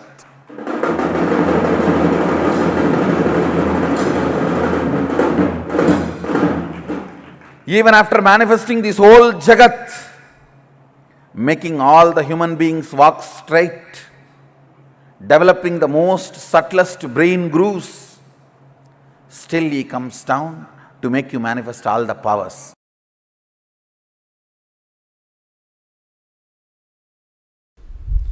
Recognizing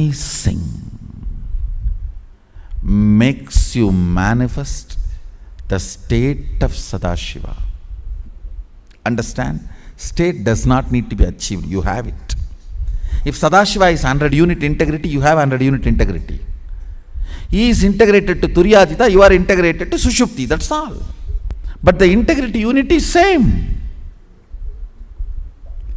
Recognizing the integrity to Turyadita builds an extraordinary, beautiful brain grooves. Is equivalent to recognizing $1 billion is more worthy than the bag full of pennies. That recognition is what I call recognizing.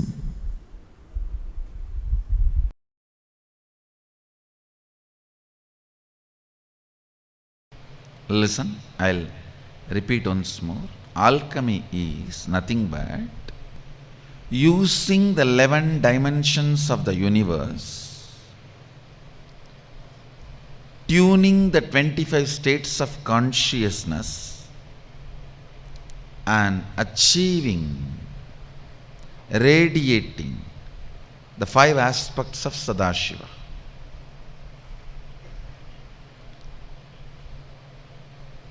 Multiple things are used in the alchemy science. It starts from preparing the ground on which the meditation, alchemy process is going to happen. From there it starts. A solidified mercury. Mercury solidified without chemistry, chemical being added, just by the energy, means an enlightened incarnation, his body is capable of dismantling any molecule and assembling it as any other molecule in any place and space and time he wants. Understand? An enlightened incarnation is capable of dismantling any molecule, assembling it back as any other molecule or same in any place, time as he wants. With this power, dismantling the liquid form of a mercury and retaining its Mercurian quality in it, assembling it back as solid, I don't know how much of you. This is what is science of solidifying mercury. In this body I did this 3 times. One is under the Dakshinamurti, one is under the Bididi Garbha Mandir, Prasanna Garbha Mandir, one is under the Vaidya Sarovar, Nithyananda Lingam. It starts from preparing the ground and installing the solidified mercury and installing proper yantras, mandalas, as per the instructions of Sadashiva. Even the breathing space where the people who go through the spiritual alchemy process, even the breathing space is purified by the traditional powerful incense and perfumes. The highest understandings about life, highest understandings about the universe, highest understandings about the Sadashiva, all that becomes a permanent experience. It is like making the most powerful subtle grooves in the system.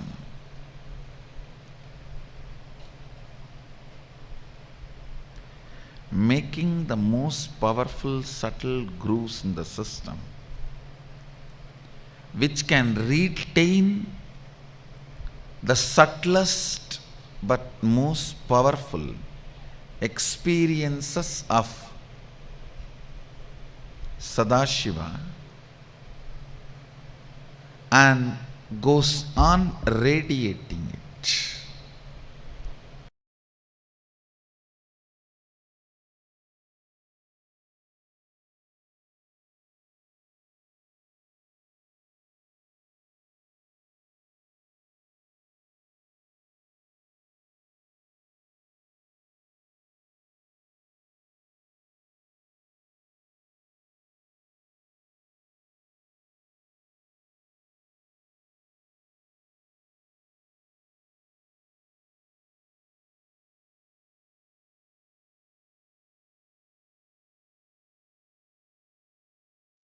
There's one truth that Swamiji revealed about rewiring the brain is one of the most practical and most easiest way you can experience the awakening of your brain grooves. And understand the ways that Swamiji revealed this truth, right? The experience, the manifestation of this experience, the paratva, actually awakening the brain grooves. When you manifest powers, when you manifest the powerful cognitions, the experience that happens in your system, inside your system, is awakening of the brain grooves. Literally, your brain expands, your whole brain feels alive, awakened. That experience is what happens when you awaken the brain grooves in you. And what Swamiji revealed in this session for all of us, such a beautiful, like only Swamiji can map amazing truths in the most beautiful way. Like Swamiji said, the spirituality is defined by how much you can catch the experience of consciousness. Your expertise, the ability of your brain's power, the brain's expertise, subtle grooves of your brain, its ability and expertise to catch the experience of consciousness. That is why, if you see in our Vedas and Agamas, all Gurukuls, all the education system everywhere, it'll be centered on giving the experience of mapping the brain grooves, like awakening the brain grooves by seeking to people. If you see, that is why how much ever people experience, all the experience that people have regarding this, it'll always be experiencing seeking, ultimate seeking in them. Can I request each of you to take a minute or two and post your powerful cognitions in the chat, please? Just take a minute or two and please post.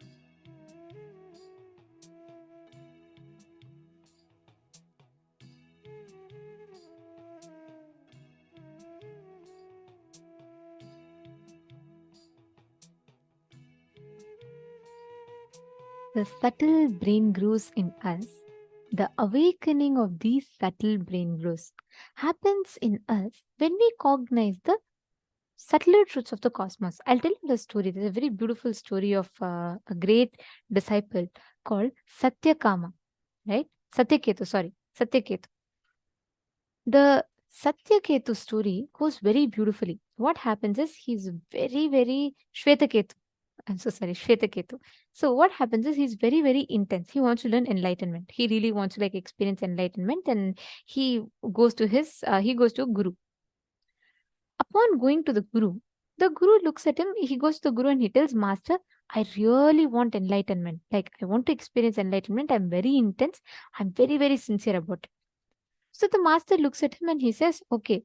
Then he says, he looks at Shvetaketu and he says, okay, here are 1,000 cows, Shvetaketu. Here are 10 cows. Take this 10 cows and go. Come back to me when the 10 cows multiply into 1,000 cows. By now, if it were us, what we will say? God, I came here for this master for enlightenment, and look at what he's making me do. He wants me to graze cows. I don't think I'm here for. I'm a software engineer, or I am an excellent person. How can he make me graze cows? That's what our argument would have, our logic would have argued, right? But Shvetaketu was a little different. The moment the master said, he just decided to go on. He said, all right, this is what my master wants. We will think maybe he wants me to get 1,000 cows, give the milk so that he can sell the milk and he can become rich. There is some conspiracy in this. That's what we will calculate. Shvetaketu, on the other hand, he takes the cows and he goes to the forest and he starts meditating. He meditates. It takes years for the cows, 10 cows to multiply and become 1,000. 10 becomes 20, 20 becomes 30, 30 becomes 40, 40 becomes 50, 60, 70, 80, 90, 100. And by the time they are becoming 100 itself, he forgets the language of counting. Because for so long, he's sitting without touch, without being in contact with human world. He just sits and meditates. As the cows are grazing, he sits and he meditates. And by the time that 100 becomes 200, 300, 400, 500, 600, he completely loses touch with human language. He completely forgets. He drops all the human level language. He straight starts experiencing oneness. And very beautifully, after that it happens. By the time 1,000th cow comes, he actually doesn't know how to count. So the cow will come and tell to Shvetaketu, Master, we have all become 1,000 in number. It is time that you go back to your master. The story tells so beautifully. His brain grooves were awakened so much, so subtle. When he was going back, he forgot the way, he forgot human language, he forgot everything. The cows guided him the way back. On the way, the fire he lit will teach him the Satya of Brahman, that it will teach about absolute consciousness. The wind will teach him about absolute consciousness. The sky will teach him about absolute consciousness. Means his brain will be the subtle brain grooves will get awakened so much that he will be able to start cognizing the subtle truths that is revealed. He'll be able to listen to every truth that the nature teaches him. By the time he comes back to the master, he says, Master, I have had 1,000 cows. Then the master beautifully tells, not 1,000, I have 1,001. I have one more enlightened being that you have come back. When he goes back to the master, he's already enlightened with the deep knowledge. The master just looks at him and says, Tattvamasi, Shvetaketo, Tattvamasi, Tattvamasi, Tattvamasi. Means he says, you are that. You are that ultimate Shvetaketu. You are the enlightenment that you're looking for. You are the Brahman that you're looking for. He becomes complete enlightened being. This whole story is very beautifully given to us in the Upanishads. Understand, when your subtle brain grooves are awakened, even the ocean, the water, the wind will become your teacher. You will be able to experience the Brahman, the nature of consciousness, through everything in front of you. You will not need something separate. Your brain grooves will become so intelligent that it will be able to grasp truth from everything on planet Earth. Everything around you will become a medium for you to experience and enjoy those truths. Understanding? That is what is happening when we all manifest the powers, when we all manifest this existence, when we all manifest this whole this thing, the initiation, the when we listen to these powerful cognitions, our brain starts developing subtle grooves that will absorb these truths. Now, we are going to be doing a very powerful meditation where you will experience how you can manifest that space. For that, the only thing that stops us from manifesting the higher intelligence is laziness. This laziness, what it will do, it will convince you what life you are living is good enough, you don't need anything anymore. And it will put you into that whole rut where you will stop experiencing the breakthroughs, your own higher dimensions in life. It will not allow you to, it will convince you so much. You'll feel like, oh God, what is that? I'm working, I'm running my rat race, that's enough for me. I'm going to job, that is enough for me. But being in touch with your absolute consciousness or reality, you will start losing that. Laziness will remove you from that. That is why laziness is considered as the biggest enemies. Because it will remove you, distance you from you manifesting your own higher experiences in life. Now, let us do a quick exercise before we enter into meditation. Let us do a quick exercise to come out of this laziness.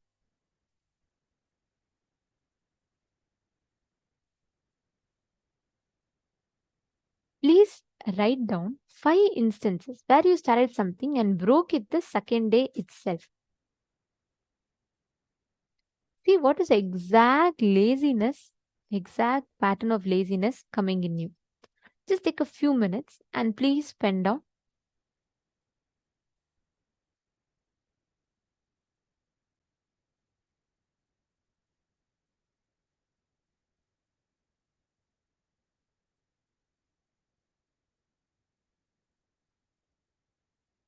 Look into your life and write down.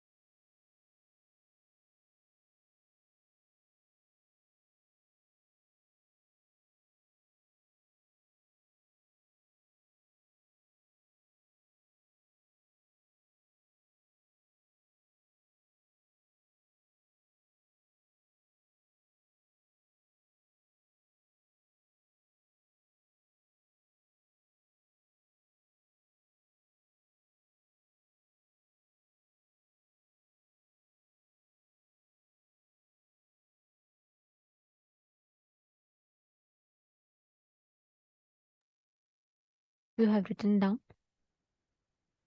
what you are, wherever the laziness is stopping you. Now, there's a very, very beautiful meditation process that Swamiji will be taking us through for all of us to experience this awakening of the brain growth. Now that you have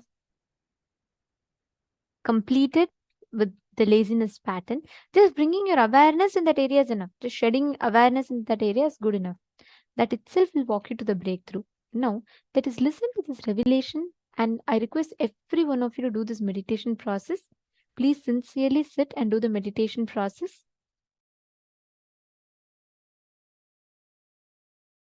Listen to this great truth. Declare your integrity to Paramashiva. Request Paramashiva. Only with His grace you can even bow down to Him. Ask Him to give you the grace to bow down to Him, connect with Him and have devotion and manifest Him.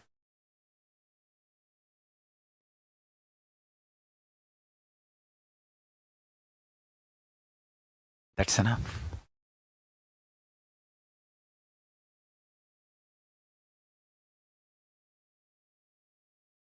That's enough.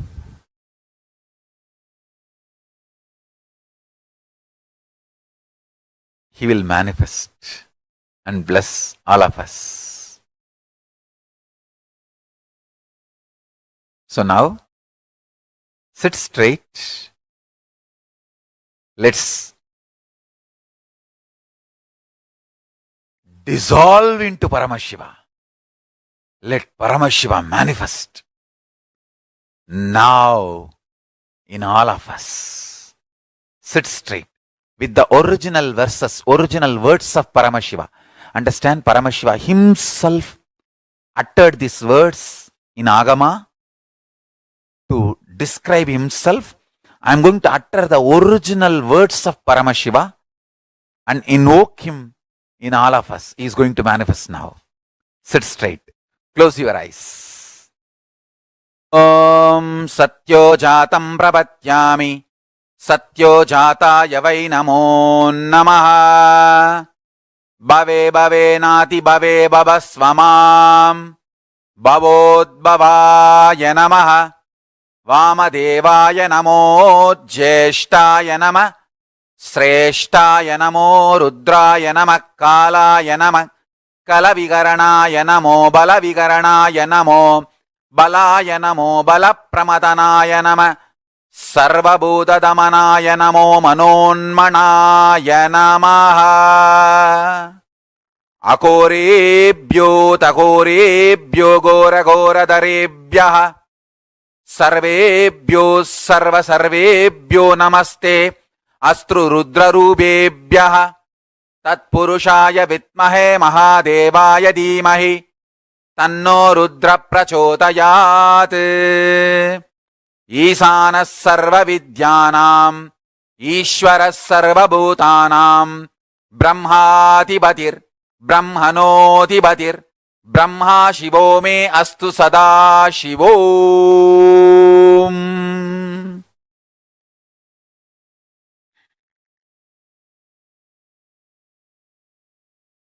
Meditate on Paramashiva with 25 heads.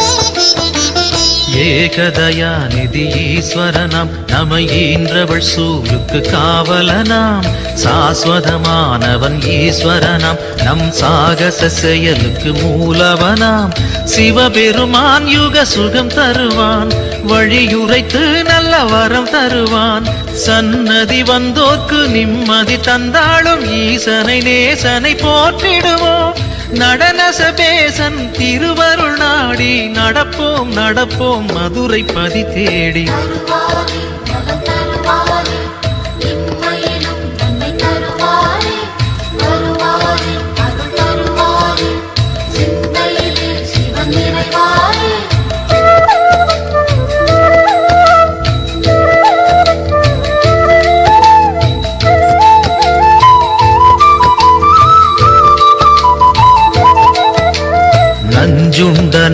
அவர் சிவன் போற்றி, அந்த சந்தியா காலத்து சனி போற்றி, நவசந்தி தாண்டவ குரு போற்றி, அந்த மகா பிரதோஷ நாள் போற்றி, தேய்பிரையில் அந்த வளர்பிரையில் தேடிச் சென்றால் அருள் கூடிடுமே, நர்த்தனம் காட்டும் ஆடிய பாதம் திருமுகம் கண்டால் நலந்தானே, தேடிடும் கண்களில் ஆடிடும் பாதம் தெரியும் தெரியும் இது நிஜமே.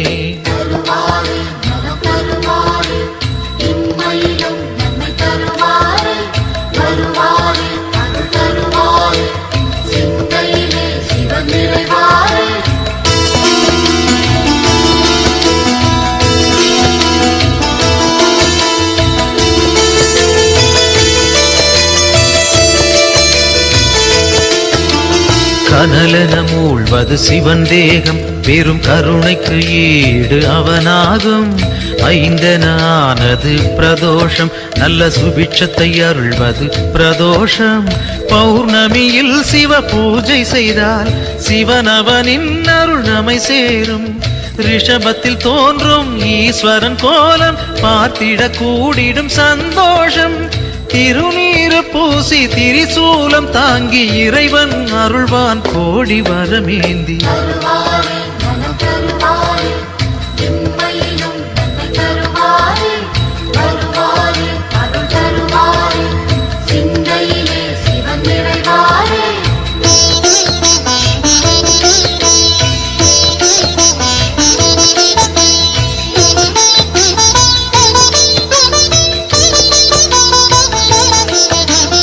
திருக்கோவில் வாசல் முன் தோன்றும் அந்த நந்தி தேவன் அருள் வேண்டும், பிரதோஷ காலம் வரும் நேரம் அவன் திருவருள் யாவும் கைகூடும், எம்பெருமான் வரும் வாகனமே எப்பொழுதும் நம் துணை வருமே, முன் நின்று நந்தியின் காதினில் கூறிடும் செய்திகள் சிவனது செவி சேரும், இம்மையில் நலம் தரும் சிவனது அருளால் எடுத்த செயல் யாவும் ஏற்றம் பல காணும்.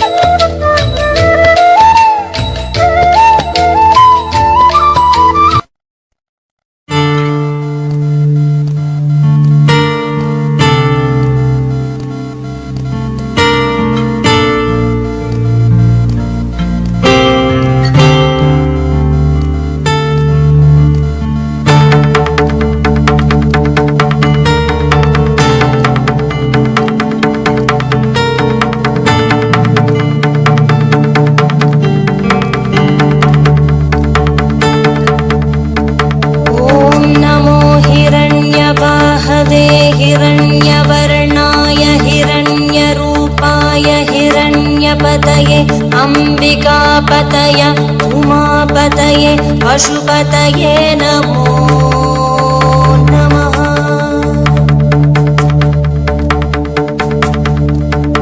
ॐ नमो हिरण्यवाहवे हिरण्यवर्णाय हिरण्यरूपाय हिरण्यपतये अंबिकापतय उमापतये पशुपतये नमो नमः।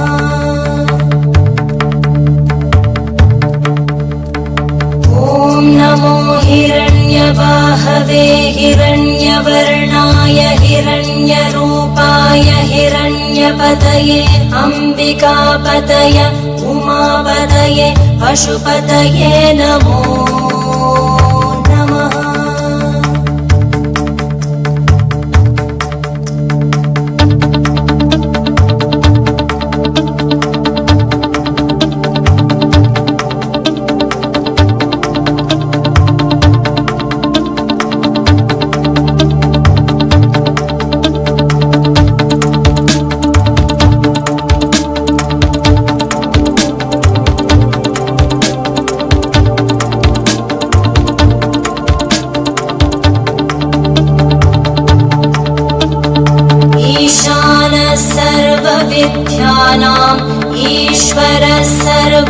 सर्वभूतानां ब्रह्माधिपति ब्रह्मणोऽधिपति ब्रह्मा शिवो मे अस्तु सदा शिवो।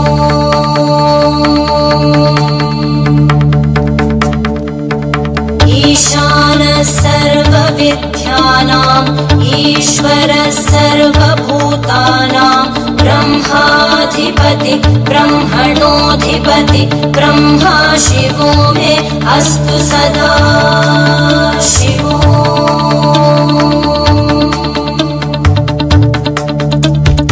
ईशानः सर्वविद्यानाम् ईश्वरः सर्वभूतानां ब्रह्माधिपति ब्रह्मणोऽधिपति ब्रह्मा शिवो मे अस्तु सदा शिवो।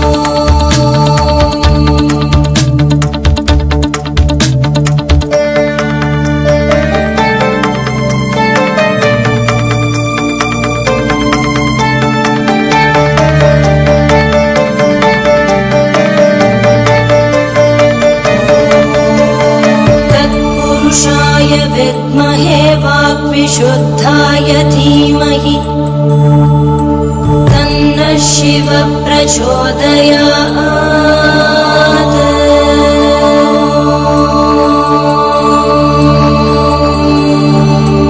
महादेवाय विद्महे रुद्रमूर्तये धीमहि तन्नः शिवः प्रचोदयात्।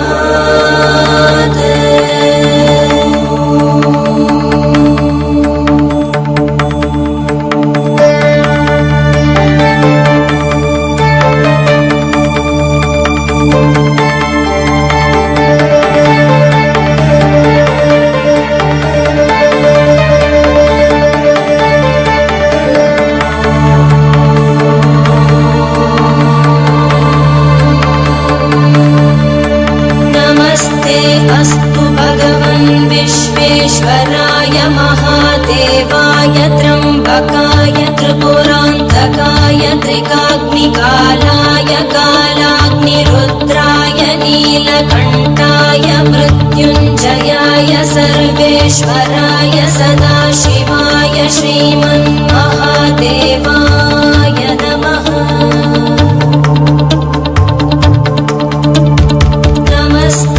अस्तु भगवन् विश्वेश्वराय महादेवाय त्र्यम्बकाय त्रिपुरान्तकाय त्रिकाग्निकालाय कालाग्निरुद्राय नीलकण्ठाय मृत्युञ्जयाय सर्वेश्वराय सदाशिवाय श्रीमन्महादेवाय नमः। श्रीमन्महादेवाय नमः। श्रीमन्महादेवाय नमः। शान्ति शान्ति शान्तिः।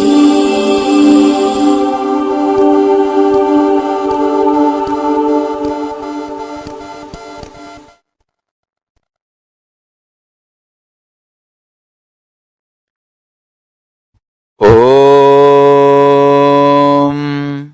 सत्यो जातं प्रपद्यामि सत्यो जाताय वै नमो नमः। भवे भवे नाति भवे भवस्व मां भवोद्भवाय नमः। वामदेवाय नमो ज्येष्ठाय नमः श्रेष्ठाय नमो रुद्राय नमः कालाय नमः कलविकरणाय नमो बलविकरणाय नमो बलाय नमो बलप्रमदनाय नमः सर्वभूतदमनाय नमो मनोन्मनाय नमः।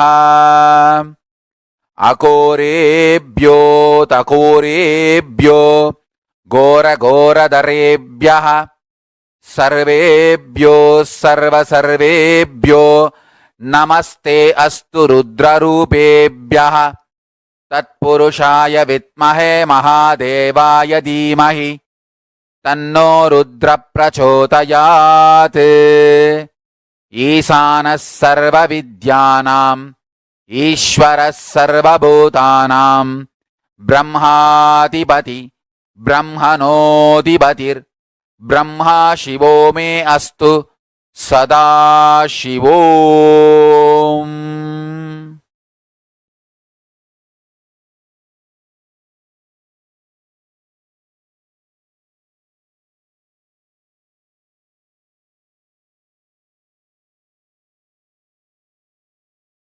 ॐ Nityanand Paramashivoham. I bless you all to manifest Paramashiva. I'll continue in the further satsangs to explain each of the murtis, Sadashiva Murti, Tatpurusha Murti, Ishana Murti, Vamadeva Murti, Ahora Murti, and take you to the deeper levels of Paramashiva's experience.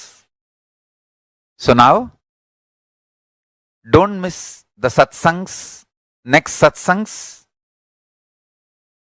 That's one. Second, essence of today's satsang is universe is not obligated to make sense to us. Only we are supposed to be making sense to universe. And declare this to Paramashiva, your surrender and integrity. Request him to manifest in you and your life. So with this, I bless you all. Let's all radiate with integrity, authenticity, responsibility, enriching, causing, living Shuddhatvaita Saivam, Paramashivoham, the eternal bliss, Nithyananda. Thank you. Be blissful.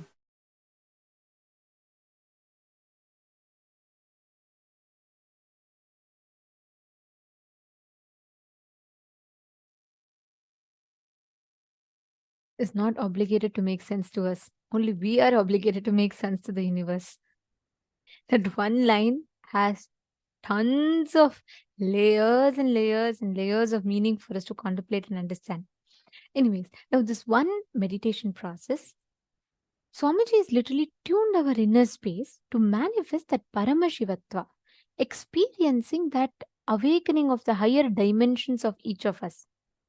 So all of you that are sitting here right now, in the same space now, sit intensely to manifest that experience. Disorderous is saying it is very good to have the visualization of a deity. It is a good way to use drawing, sculpting of a deity, and even dancing. Yes. And like Swamiji said, when you visualize a deity, the dhyana shloka, and when you start drawing just by the visualization, what you ferment in your inner space, listen very carefully. Today, so many people draw. They visualize, like they draw celebrities and they visualize different things and draw. The more and more they're contemplating on something, right? That becomes a part of their inner space. That is why it is important what you meditate upon. If you constantly meditate upon a person who goes through their ups and downs, their ups and downs will affect you. In those days, in earlier on, all our activities used to only be centered on the divine. You're drawing, draw the divine. Sculpting, sculpt the divine. Everything, some way or the other, was centered on the divine because that doesn't have any human attribute or quality. So, how much ever you meditate on the divine, you're only going to become the divine. When they sculpt the deity, the dhyana shloka they listen to, it's so beautifully, each form is described, right? Like Shodashabda Yutam Kantam Suprasannam Smitananam, where the eternally 16 having such a sweet smile, like that, and it describes he sits on the white lotus, and the mantra simhasanasinam, where he's sitting on this thing. So each aspect of Paramashiva is so beautifully described. Like for Devi, when they say Sindhura Runa Vigraham Trinayanam Manikya Mauli Spurat Taranayaka Shekharam Trinayanam, each one is so beautifully described. So when you meditate on that, what happens? You automatically start constantly visualizing that form in your inner space. Automatically you expand, you grow. Today, all entertainments, look, all the entertainments, it's all bringing you back to cinema. Everything is around that. So, what happens? Even a child, for its recreation, for its free time, it goes back to YouTube, surfs on YouTube. And all these content is constantly consumed. What happens? The inner space is meditating on only these things. Naturally, that is what becomes a reality because that's what they're fermenting inside them. All our life, what you ferment in your inner space, that's what you will manifest as reality.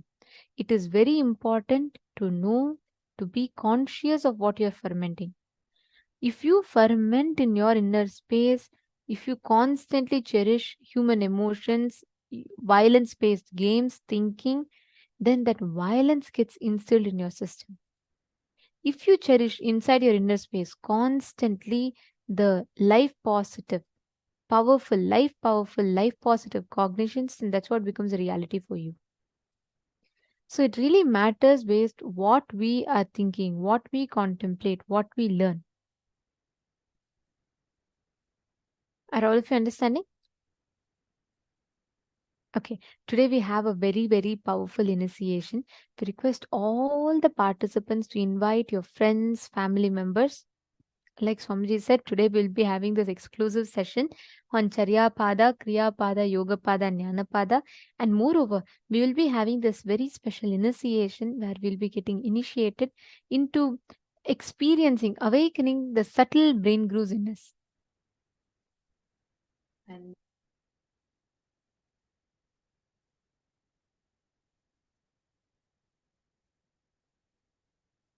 Sorry for that. I hope now all of you are able to hear me better.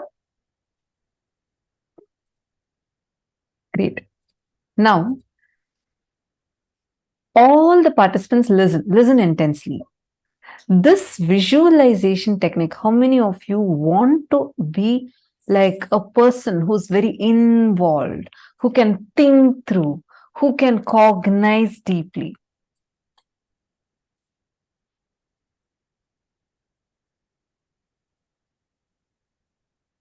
This practice of visualization, visualizing, just try this practice that Swamiji has given us, visualizing the 25 heads of Paramashiva.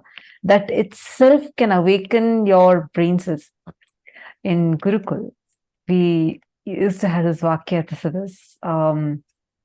I was very new at that time. And I always thought that these higher level truths, higher level cognitions, people who are much senior to me and people who have been listening to these, they can talk. But I used to feel like, I may not be able to cognize these. And because when I entered Gurukul, kids as young as 6-year-old, 7-year-old, they sit and talk about consciousness, how the consciousness is ever expanding, cosmos does not have an end, and talk about what is ultimate but not final. And like, it's something, it is so beyond me. I used to think like, oh my God, all these kids are so intelligent in Gurukul. This is when I came like totally new. I was completely new.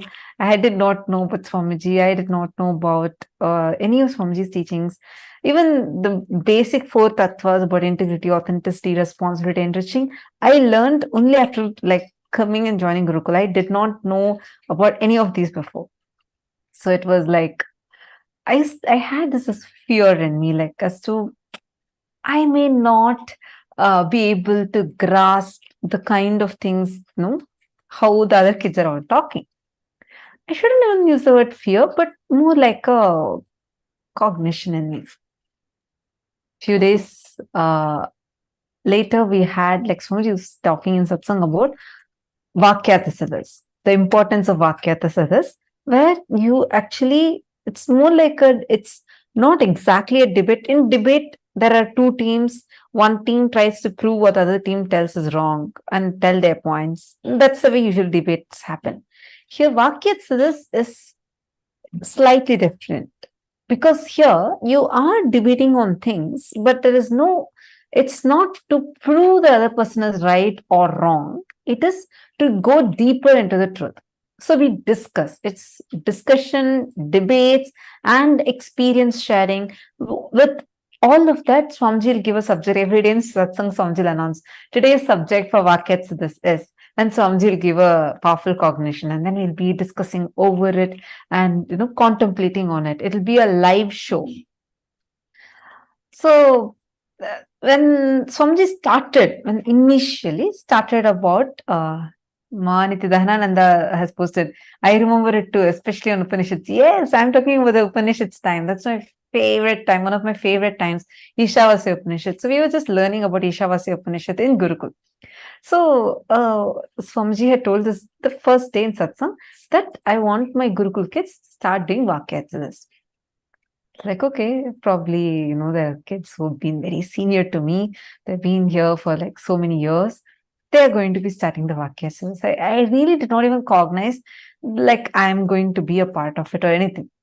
So happily, I'm sitting and eating dinner with all of us eat dinner together. We all were sitting in the dinner hall. Then like happily, I'm getting my dinner plate and I'm like eating. And suddenly the mentor who was choosing, she came and she announced first, she gave the context of what Vakyats this is. And first person she's choosing was me. I was like shocked. I said, no, I don't think I can do it. She said, don't talk anything. Just take your plate and go assemble over there. Like settle down there. I was so afraid. I was like, oh my God, what? Why am I being chosen? And like the first person. And then many other kids were also chosen. This is like one batch of kids were chosen. And she said, okay, come on. Now you guys are going to start Vakyats this. I felt like, no, I can't, I don't even know this. I can't talk all these.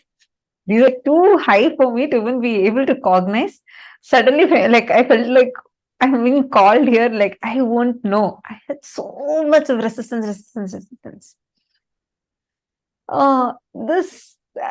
She didn't tell me anything at that time. She just said, do you want to experience what Swamiji is telling as your experience? I was like, yes. Then she said, just sit, Swamiji will flow through you and talk. Okay, so we were all still sitting here in the hall.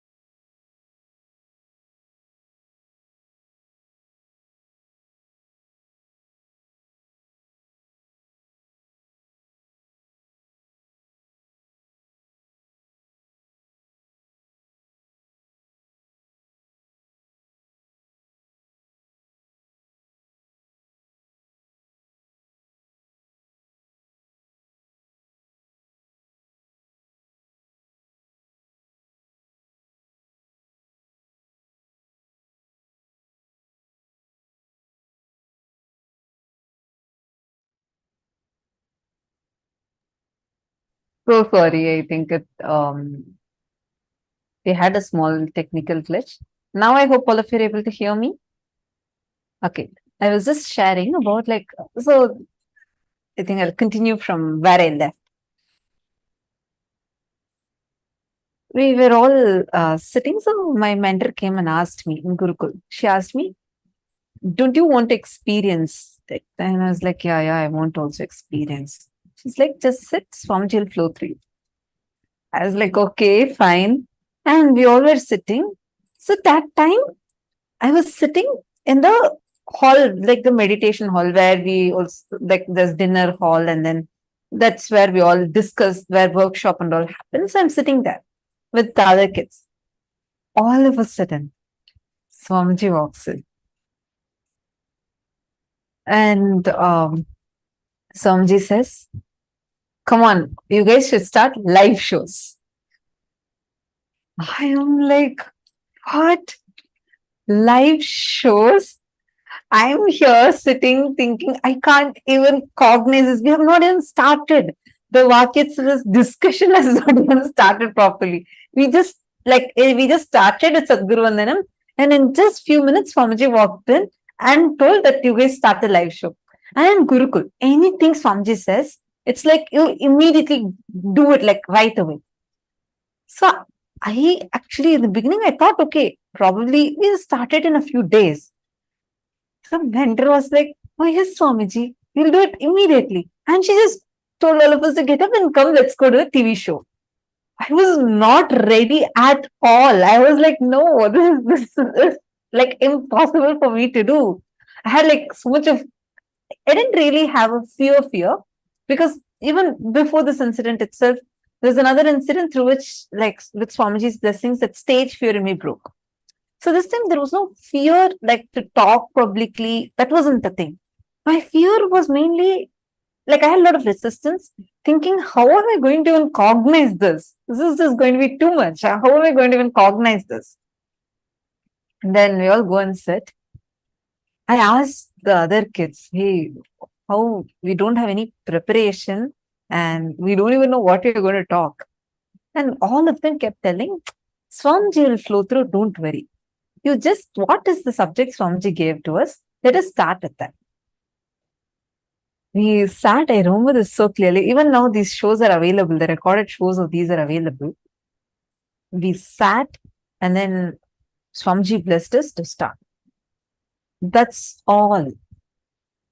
All of a sudden, the questions people are asking, like we ask each other questions and share our clicks. I just saw very clearly, like literally, it was like my brain was expanding. The more and more we started talking, doing the Vakyasas, just trying to cognize these truths, more and more of it revealed itself. So I understood I actually did not need some prerequisite spiritual knowledge. I didn't have any such, like, already some spiritual knowledge I had or something like that. No, nothing was there. I was like a teenage kid who had zero introduction to any of these things. And I'm like coming blank and I'm sitting there. But the way the kind of cognition started happening, even when other kids started asking questions, very clearly I saw till that moment, no answer. I would not know that question's answer. But when we're sitting in the Vakyasas, suddenly it will be like Swamiji will reveal the answer inside. And it'll be so good. All of us will start going deeper and deeper and deeper into the revelations. Like why I was sharing this is because many times we'll feel, oh God, this is going this above my head. This is just too much. I can't even cognize, right? Every time you feel that, start having a Vakyasas. Start asking questions. Start sharing your clicks. Then if someone is asking you another question, answer to them. Tell, this is what is my understanding. See, one other fear we all go through is, how do I know if my understanding is right? How do I know if this is the right thing that I'm even supposed to understand from this? All that cognitions, leave it aside. Just understand this one thing. Inside of you, be very, very, very clear. going forward, whatever clicks and cognitions you're getting, start posting it here and start interacting with that.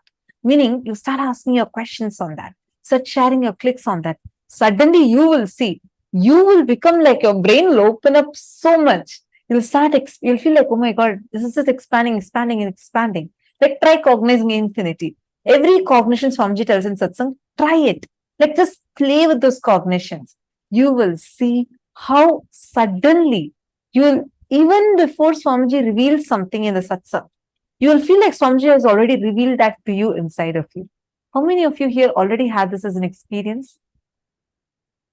Understand, all of you, that is because your brain is expanding along with the consciousness. See, many of you posting, yes, me, I have had it. Yes, yes, yes. Understand? It's only because you see, now use this time to start cherishing more and more of the powerful cognitions. Like when you're listening in satsang, and Swamiji is saying that cognize that 25 heads of Paramashiva, really sit and cognize it. Take some time to sit and actually visualize it. You will see the amazing impact it will have on your brain and how powerfully you'll feel so much of expansion, expansion, expansion.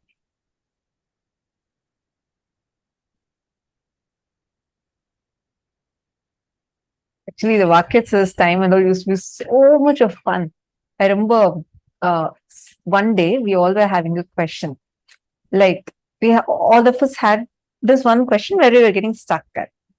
Whether, like, this is the kind of conversation you'll hear in Gurukul, the kids that are teenagers or younger kids talking. This is the kind of language you'll hear. Our conversations would be like this. We'll say, okay, in this, when Swamiji revealed about this Upanishad, Swamiji said, everything exists. In this Upanishad, when Swamiji revealed, Swamiji said, nothing exists. How can everything exist? In reality, does everything exist or nothing exists? Is it is it shunya, like nothing exists, or everything exists? No, so one day we were stuck with the question of this, like, what is actually real, right? Like when you say 25 states of consciousness, when you're contemplating about that, and you say consciousness is everywhere, and even the thing that something is other than consciousness exists itself is our perception, then does nothing at all exist? Or we are experiencing this? Does everything exist? When we start questioning this inside of you, these kind of cognitions, chew it. Don't try to brush it aside. Don't try to answer it. Just see what is the truth. Talk to your friend. That is why attending as a family will really, really help. Even you participating here, asking your questions. Because when we contemplate together, we all will go more and more deeper to the truth. Even powers, I request everyone and I'd like to encourage all of you to ask questions, interact and engage, because when you do that, right, it just enhances your experience more. It is not just listening. The more and more you discuss these truths, the more and more you talk on these truths, they enhance your experience even more. They increase your experience even more. Understanding? Okay, now let us all enter into the power manifestation. In this round, I request every one of you to bring your Atmalinga. Please bring your Atmalinga. You're going to be keeping your Atmalinga on a silicon surface. And you're going to be moving the Atmalinga. Keep Atmalinga. If you don't have an Atmalinga, keep a deity. You're going to keep it on a tab, switched off tab or something like that. And you're going to be moving the deities on that. Understand, you know why we are doing with tab? You can do it in ground. But tab, the silicon, the base material of silicon is earth element. That has the ability to receive your instruction and amplify it to the matter.